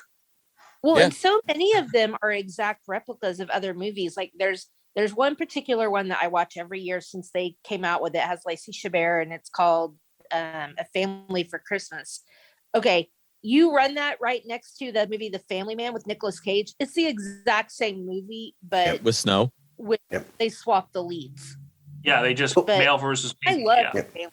Family Man is actually based at Christmas as well. I mean, I'd arguably say that's a really good Nicolas Cage film as well for him. It's I a watch really it good every film. year. I like that. I like Nicolas Cage. And going back to what we were saying before, though, is that you have a movie that takes the same premise and does it differently.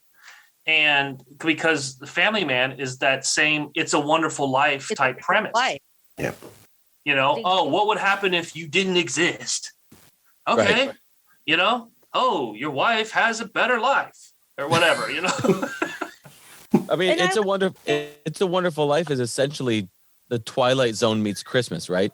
Yeah. Yeah. Yeah. And so But Family Man with Nicolas Cage is the same way. It's not about non-existing. That's what I like about it. It's not like, oh, what would happen if you were never born? Which, yeah, it's similar, but it's what if you had made this choice instead of that choice? What if you had gone through this door instead of that door? What if you had missed your flight or, whatever? The butterfly effect. Yeah, exactly. Yep. Well, there you've got as well. You've got a film. It is a good movie. I really like it. I will talk to anybody about that movie because of how good it is. And I feel like it's underappreciated just because of who's in it and what the time it came out. Yeah. What you're on about? It's a Butterfly Effect.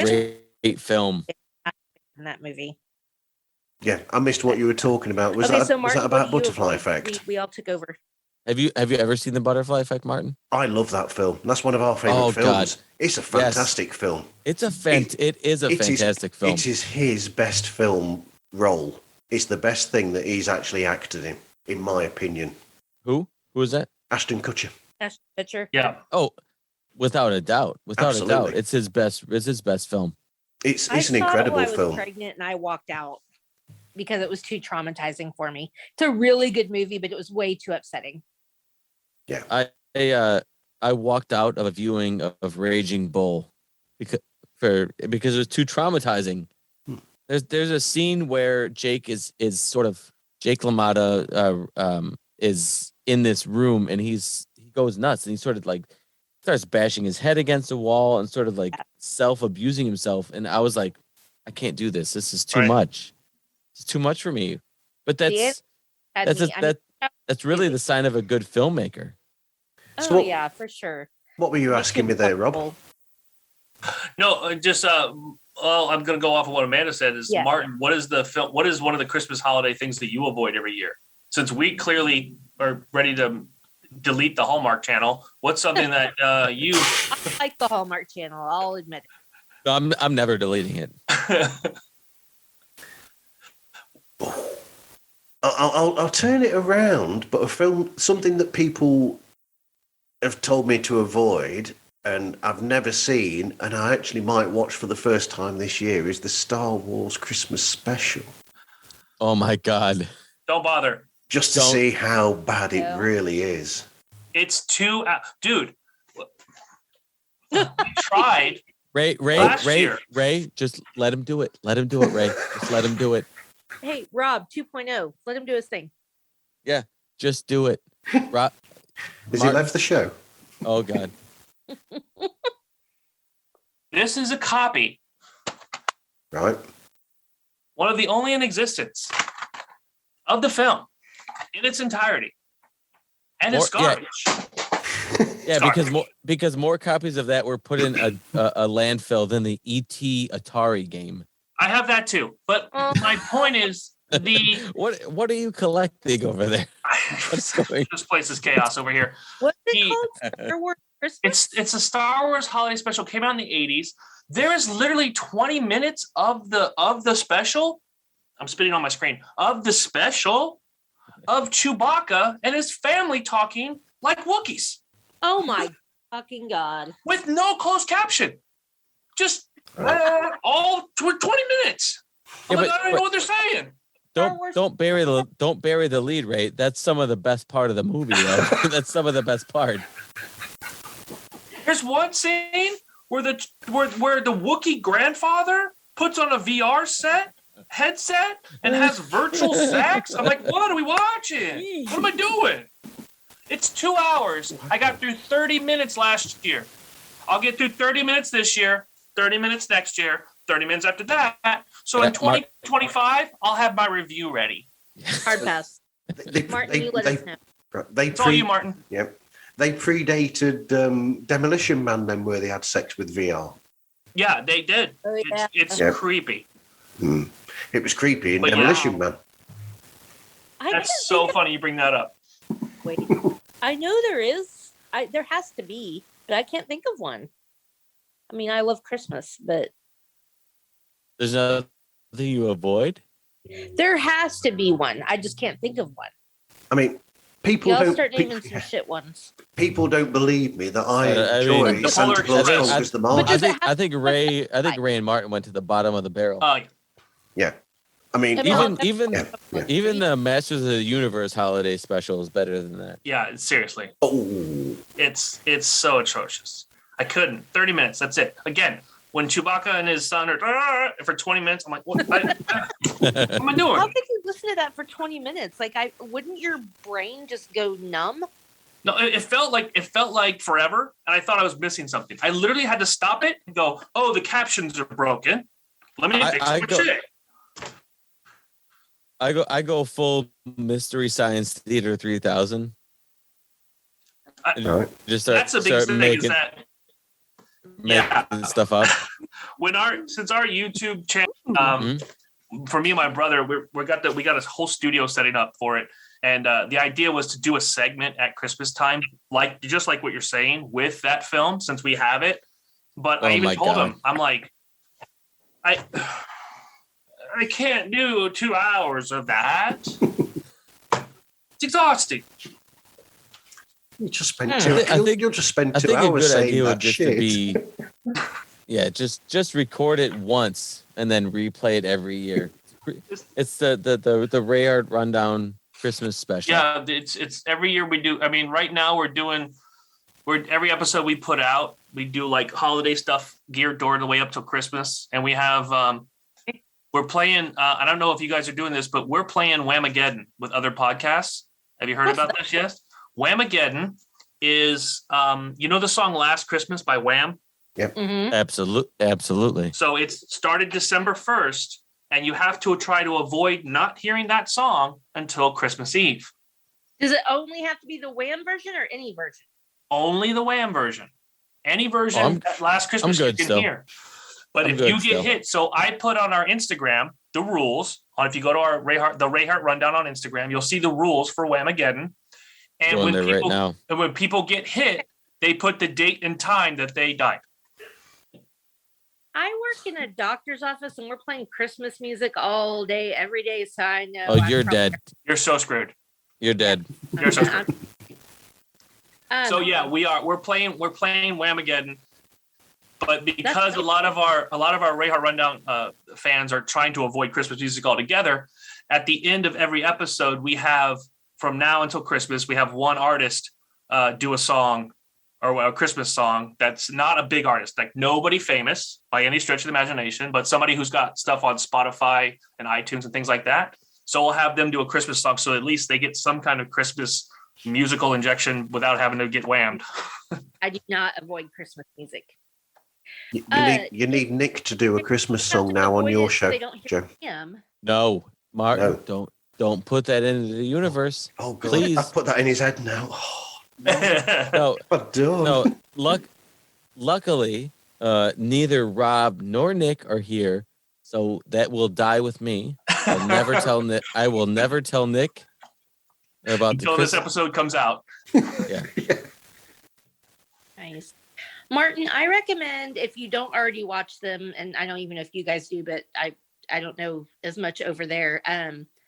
Some of the classic SNL Christmas things. This is what I was going to bring up earlier. Yeah. Yes. So I watched Dick in a Box live the first time they aired it. And I remember sitting on the couch and we're watching this and I'm like, did they just bring back Color Me Bad? Like, what's going on? This is stupid. Like, what are we watching? And then he says, it's my dick in a box. And I have never laughed so hard in my entire life for the rest of So Dick in a Box is hilarious, as well as the Salvation Army, the Justin Timberlake as the Salvation Army collection person. Yeah. Sweaty Balls is another amazing one. Right. You have to watch. Way back when Jimmy Fallon was on it and they were doing that song, I Can't Wait for Christmas. Christmas Time is Here or something like with that. The three of them. Yeah. That's With the keyboard, yeah. And who is it was Horatio Sands he was channeling the energy of God to keeping it together. Like oh my God. Tracy Morgan, all he does is just stand there and run back and forth. It does, and it didn't do anything. Oh my God. Funny. Martin, if you need some links, we'll send you some. But yeah, I highly recommend some of these. I every year I have to watch that one. Sweaty Balls, Dick in a Box, and the Homelessville. Yeah, I think they do like a holiday. They do an SNL holiday special where they run some of the best of. And then there's a newer one with all the girls, so like Cicely Strong and I can't remember any of their names now, but it's they go home for Christmas and it's called Let's Do It in My Twin Bed. Oh, Yeah. Them for the holiday. That's a really good one. 80 Bryant. Yes, and Kate McKinnon. That's what I was trying to say. Yeah. So super good ones. Martin, have you seen any of those? No, and I've just written them all down to have a look because we don't get SNL over it. Oh my God! Please watch Dick in a Box and report back to us. Oh my God! I'll wait if you watch it right now. I'll wait the 3.5 minutes. Not at 1:30 in the morning. The first time seeing that, there's nothing like it. Although we kind of ruined it, but because I don't think we really did though. It's hilarious. Martin, do you know the band Color Me Bad? I do know that band. Okay. Yep. They're channeling Color Me Bad vibes. Yep. Brilliant. So I think we better run. I think we better start to run down now. I think, or run towards the end and do the what's up. Has anyone got any? What you got all got coming up, Ray? What have you got coming up on your show, Mr. Rayhart? Wait, I'm sorry, I didn't hear that last part. What have you got coming up on your show then, Rob? Oh, well, I mean, what we've got set up for the next couple episodes going towards Christmas is, again, we've got more things like we do. We always play the game, the Shame of Life, where it's a card game of weird conversations where we ask the really off the wall type of questions. We always try to do filthy trivia, where if you get to learn something that you probably don't wanted to know anyways. We're trying to lean again more into the holidays, so we're going to be digging more into like behind the scenes for some of these Christmas movies and some of the newer Christmas movies that are coming out. But again, right now, I mean, if you've heard the Rayhart Rundown and you know that somehow like we're not safe for work, so I can only say please don't play us at your job. Yeah. Please God, do not play my podcast at work. Don't. It's So what have you got Sorry, coming up my on the alarm SIP list then, Amanda? away. I'll have to check you guys out because all that sounds amazing. We have fun, if anything else. And I love trivia. You guys need to do a crossover. You'd work perfectly together. Yeah, that sounds fun. I'd be interested in that. Absolutely. So what have you got My coming podcast up, Amanda? is the SIP list, by the way. Okay. SIP list. Yep. What have you got coming up, Amanda? We have a Christmas trivia episode coming up, so that's going to be like a special. And then I think we're going to try to do a top 5 Christmas movies. So my podcast is top 5s for people who don't know. Yep. So top 5s of whatever, mostly movies and music and TV shows, stuff like that. I don't know. We're kind of flying by the seat of our pants right now. But yeah, probably top 5 Christmas movies if I can do it. I don't know if I can do it, but I'm going to try. That's cool. What about yourself, Joe? Have you got Andrew Robinson up ready for an interview yet? Not quite. He's coming up though. He's Cool. we just finished a nice little couple interviews with Armin Shimmerman and Brian Volk-Weiss, who did Wow. a Yep. Star Trek 55-year docuseries on the History Channel. Coming up on the horizon, we have some interviews in the works. I can't really announce anything, but we have some. I think we're doing normal episodes reviewing Star Trek Deep Space Nine and pop culture stuff. But we have Star Trek the motion picture review Wow. coming up. Yep. Which is very interesting because it's, I'd say, the least revered Star Trek movie of all of them.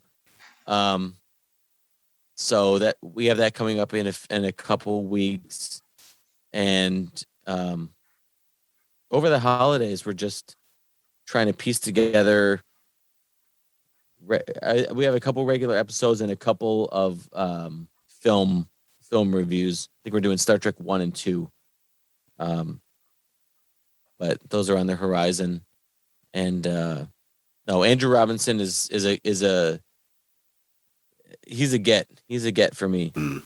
If we get him on the podcast, I don't know if I think it'll be a 2-person podcast going forward after that. So I'll die a happy man. Well, Andrew Robinson, you've got the best villain in a Dirty Harry film. Yeah. Yeah, Dirty Harry itself, the first Dirty Harry film. There's a lot of great. We just talked to Armin Shimmerman, Quark, on Deep Space Nine, and I reached out to him afterwards and said, thanks for coming on the podcast. We've tried to get in touch with these couple people. If you could put in a good word for our podcast, it would really go a long way. It'd mean a lot to us. And the first one he said was, I'll reach out to Andy Robinson for you. Wow. So That's cool. We'll see. That's cool. We'll see. Our podcast, we have a lot of fun. We're excited. I don't think we've missed a single week since at least since I've been on the podcast. No. Look at you. I mean, Wow. we record just about every week, and we coordinate our schedules so that if we do miss a week, we record an extra one so that every week, you're getting brand new material. A good plan. Yep. Well, I know. I've been tweeting Billy Zabka nonstop to come on my show. So if anybody wants to put in a good word with him, Can I give everybody sort of a podcast hack? Sure.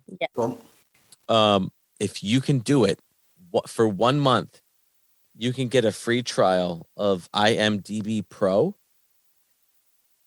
And what it does is gives you access to pretty much anybody you can search on IMDb. If they have contact information, it gives you all of it.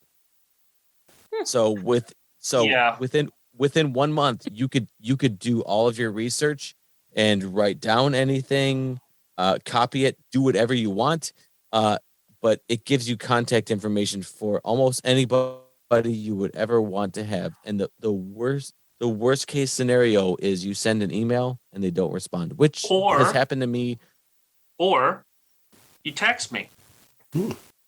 Because I'm on IMDb already. Yeah. Well, and I have Pro, and now you could just text me, and I'll just send you the information. Rob is in the industry. I know. Well, now I know that. Now I know that. So, or do what? Or do I what? will be. I'll be messaging you my phone number, and we'll just start texting each other back and forth.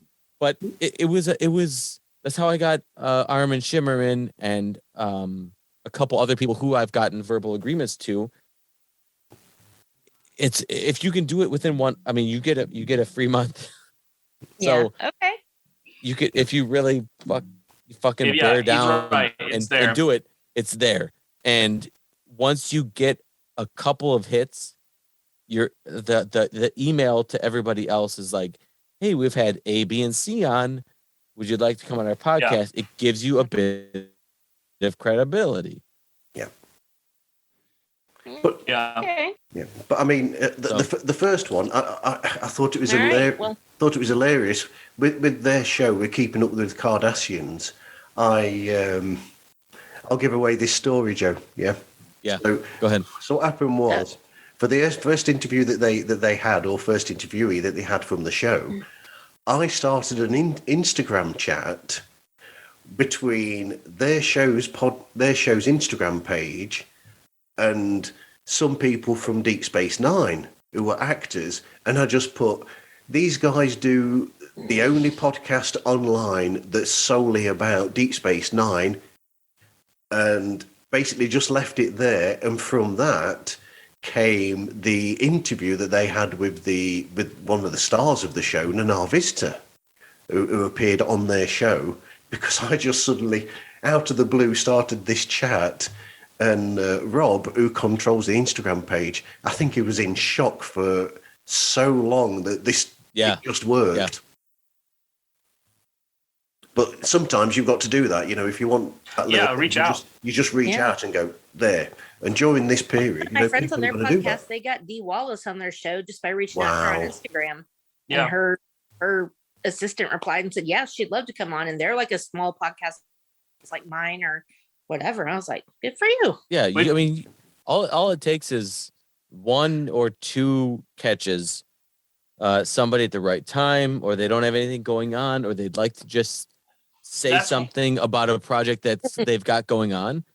And all it takes is one or two. And then you've got the cachet behind you of like, hey, this person and this person has been on. Right. Would you like to come on and say something? It's wonderful. We're working on for, again, going forward with the video podcast, the video channel coming out and everything like that. We're working on a new segment called Obscure Interviews, where we interview people you wouldn't expect to hear from on our podcast, especially. So lots of like comedians, and I think we even announced it. I think on last episode. Possibly on our Patreon exclusive, but I'll just say it here. We're actually started talking with Clint Howard, Ron Howard's brother, as well, to try to see if he wanted to come on. Our podcast people are like, me, but the idea is that if I keep the interview serious and then just segmented it in. So again, we're looking at when we go into our season 4 next year, we're going to be doing obscure interviews. It's just going to be like obscure celebrity interviews, and it's just going to be people you wouldn't expect to hear from. But we've got like a small list of, like, I think Brad Williams is one of the comics that's going to be coming on our show. Nice. We've even talked, like most of the other podcasts in the area. We've even already talked to DC Glenn from Whoop There It Is tag team. So like he's of course looking at us and stuff like that. So again, we're going random. So listen, I've reached out from everybody to President Obama to Sturgill Simpson. Yeah, do it. I mean, anybody who anyone on our podcast has an interest in, we just reach out to them, and if they want to come on, I'll talk about. It doesn't have to. have anything to do with Star Trek. Right. I will talk to anybody who wants to come on the show and promote what they've got going on, or talk about work that they've done in the past. A lot of them are Star Trek centric, but they're not all, and that's fine to have a diverse body of work. You're like you said, yeah. If Billy Zabka wants to talk to me about what he wears to bed every night instead of Cobra Kai, I'm okay with that. Let me text him. Now, what if it's nothing? What if it's nothing? Still want pictures as proof? Yeah, picture it. What is it? Picture it didn't happen. Up on Instagram. Sorry. Yeah, like if he doesn't wear anything in the bed, like pics or it didn't happen. But those are only for me.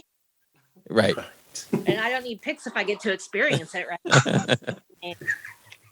Just saying. You can kick Ralph Macchio out the door. I just want Billy. He's the real karate kid. Yeah. As they said on How I Met Your Mother. Yeah. That's funny. All right, well, it's good talking to you guys. I have to go make some dinner now. But okay. It's fun. Thanks for letting me in late. Okay, Amanda, let everybody know how they can get hold of you and where they can find the SIP list. I'm everywhere. There's the siplistpodcast.com. I'm on Twitter, Facebook, on all the podcast things. I'm still small potatoes, so I use Anchor to do my podcast. But I did just start their video service. So I've done one video episode, so it's on Spotify. So if you want to see people in person, you can do that. But other than that, I'm pretty much everywhere. Well, from one Anchor user to another, Joe? Same. Yep. We use Anchor. You can find us at what is it? Twitter is at Cardassians Pod. It is. Instagram is keeping_up_Cardassians. We have a Patreon where we do Patreon exclusive episodes. They're more personal. So they're more like getting to know each other, or Q&A type of things where we sort of open up a little bit more than we do on the podcast.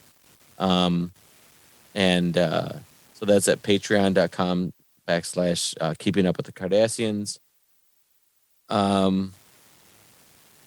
Anywhere you get your podcasts, you can find us. But if you want to interact with us on socials, that's where you go. And I really feel like we love our patrons, and we really try to give them their money's worth. That's the one thing about Patreon is like, yeah, I'm not a big like, hey, give us some money because we're doing a thing type of person. But if you do, I really want to give back, and we put out not our Patreon exclusive episodes aren't like 5 or 10 minutes. They're 25 minute episodes. They're twice a month. And for our top tier, you do that, and then you do like a live Q&A where you can chat with us for an hour, talk about anything. I think we're just, me, Rob, and Nick are just so grateful that we have a podcast that people listen to. Honestly, to be honest, for me, that oh my God. If you want to support us in any way, we're just so grateful, and we're so giving, and we just want to give back to our listeners. So, social media, Patreon, Facebook, Twitter, and Instagram are the places to do that. Okay, and I still like that joke of yours, Joe, with the lonely fans. Yeah. I don't have an OnlyFans, but I'm pretty sure I would already follow you everywhere. Yeah, you follow us, and I feel like if I had an OnlyFans, I feel like I would have people, but I don't want to. It's not a thing. It's not a thing yet. If we get desperate, maybe it's in our back. It's in our back pocket. But Patreon falls out. Yeah, we're trying the Patreon thing first. If it doesn't work, We're going to OnlyFans, just like any other good influencer would do. You can find me on Farmers Only. Sorry. Yeah. Oh dear. And Rob, what about Rayhart? Okay, so well, we're like everybody else. Yeah, we use Anchor. We're everywhere, including Fide in Germany, Top Dog in Japan, and some of the other exclusive iVox in Spain. We're in some of the ones where you don't just get auto distributed. So we've done our homework and we've literally built it out everywhere. Picked up by Pandora and everybody else. Nice. Yeah, so we of course you can find us on Instagram at the Rayhart Rundown. We do have a Facebook page. Honestly, though, it's not. It's where everything else posts off of Instagram. Instagram's kind of the thing. Twitter's kind of the thing. We do have a Patreon as well. Patreon.com/Rayhart Rundown. Our Patreon offers. We take the money that comes in from Patreon and turn around to purchase like merch and send it back out. Nice. So we don't bank from Patreon at all. We just let our Patreons get merch constantly. So they're Nice. constantly getting merch every 3 months. And that way that they can keep going. We do every episode is an extended version on Patreon. And then we do one bonus episode a month for Patreon called the Patreon Ultimate Bonus Episode Segment, or pubes, every single month. So and then of course we have the Rayhart Rundown merch.com, where you can purchase some of the jokes merchandise that we have and some of the logo stuff, including the Rayhart Rundown Not Safe for Work podcast shirt, which is one of our more popular ones, and the holiday merch is up now. So we're constantly updating that. But again, you can listen to us anywhere, and coming soon, YouTube. Again, Rayhart Rundown podcast on YouTube. Yep. So we'll be there should be in January. I'm looking at YouTube as well. So we are on YouTube, youtube.com. I don't know if you just search Keeping Up with the Cardassians and you'll find us. But it's funny that you mentioned like what you do with your Patreon money. Any money that we get at this point in time, we are absolutely putting towards doing a polygraph for our show. Yeah. nice. So That's we're trying to rent a polygraph. I think Nick's wife has access to a polygraph. So any Patreon money or advertising money, any money that we get from the podcast, we're putting towards doing a polygraph exclusive for Patreon, which I think scares Nick a little bit. I think it scares anybody but me. I don't know if anybody listens to the show, but I'm certainly the most honest and the most upfront on the show. I think Martin will agree to that. But we're looking to have some fun with Patreon, and it's good. It's really easy to use, and the stuff they got coming in the next polygraphs? year. No. I'm sweating. I'm sweating, bro. Tell me more. Yeah, if anybody's curious, and it's not just me or my brother, my sons are huge YouTubers. So you could literally Google our last name, and we're like low budget Kardashians. We're everywhere on the internet. It's ridiculous. Nice. So again, check us out. Yeah, But more realistic.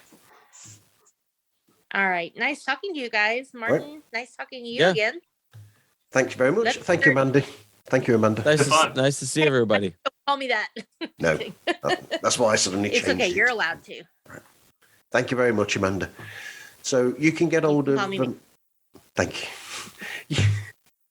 I'm everywhere. Pods Like Us is absolutely everywhere, as everybody is. You can find us on Instagram, Facebook, and Twitter. We're not on TikTok yet. People are trying to tell me that I should be on TikTok. I don't know anything about it. Not a clue. Same. But you can also go to the marvzone.org to find any show notes or anything to do with these shows or any extras. We do have a Patreon that I never actually tell anybody about because I'm scared to ask for money from people, because very British thing, don't ask people to help you. Yeah. So, patreon.com/Martin Quibell. That's my name, Martin, Quibell. And so thank you very much for listening to me and for chatting with me today, guys. Yeah, well, thank I you loved for it. having us. Thanks for having Fun. us. It was a lot of fun. And despite any fluffs, I'm putting this out unedited. All right? Yep. Hey, There we Merry go. Christmas. Hey, Merry that's Christmas, how everyone. I operate anyway. Yep. No edits. I'm No following edits. I'm following everybody else. I So, call it a director's cut. yes, There you go. For Christmas, you Merry can have a Christmas, full you filthy episode. animals. Merry Christmas, everybody. T-shirt. All right, I'll see you guys online. Thank you. Merry Yep. Christmas, everybody. I hope Merry you listen Christmas, again. Merry everybody. Christmas, Bye. everyone. Take care.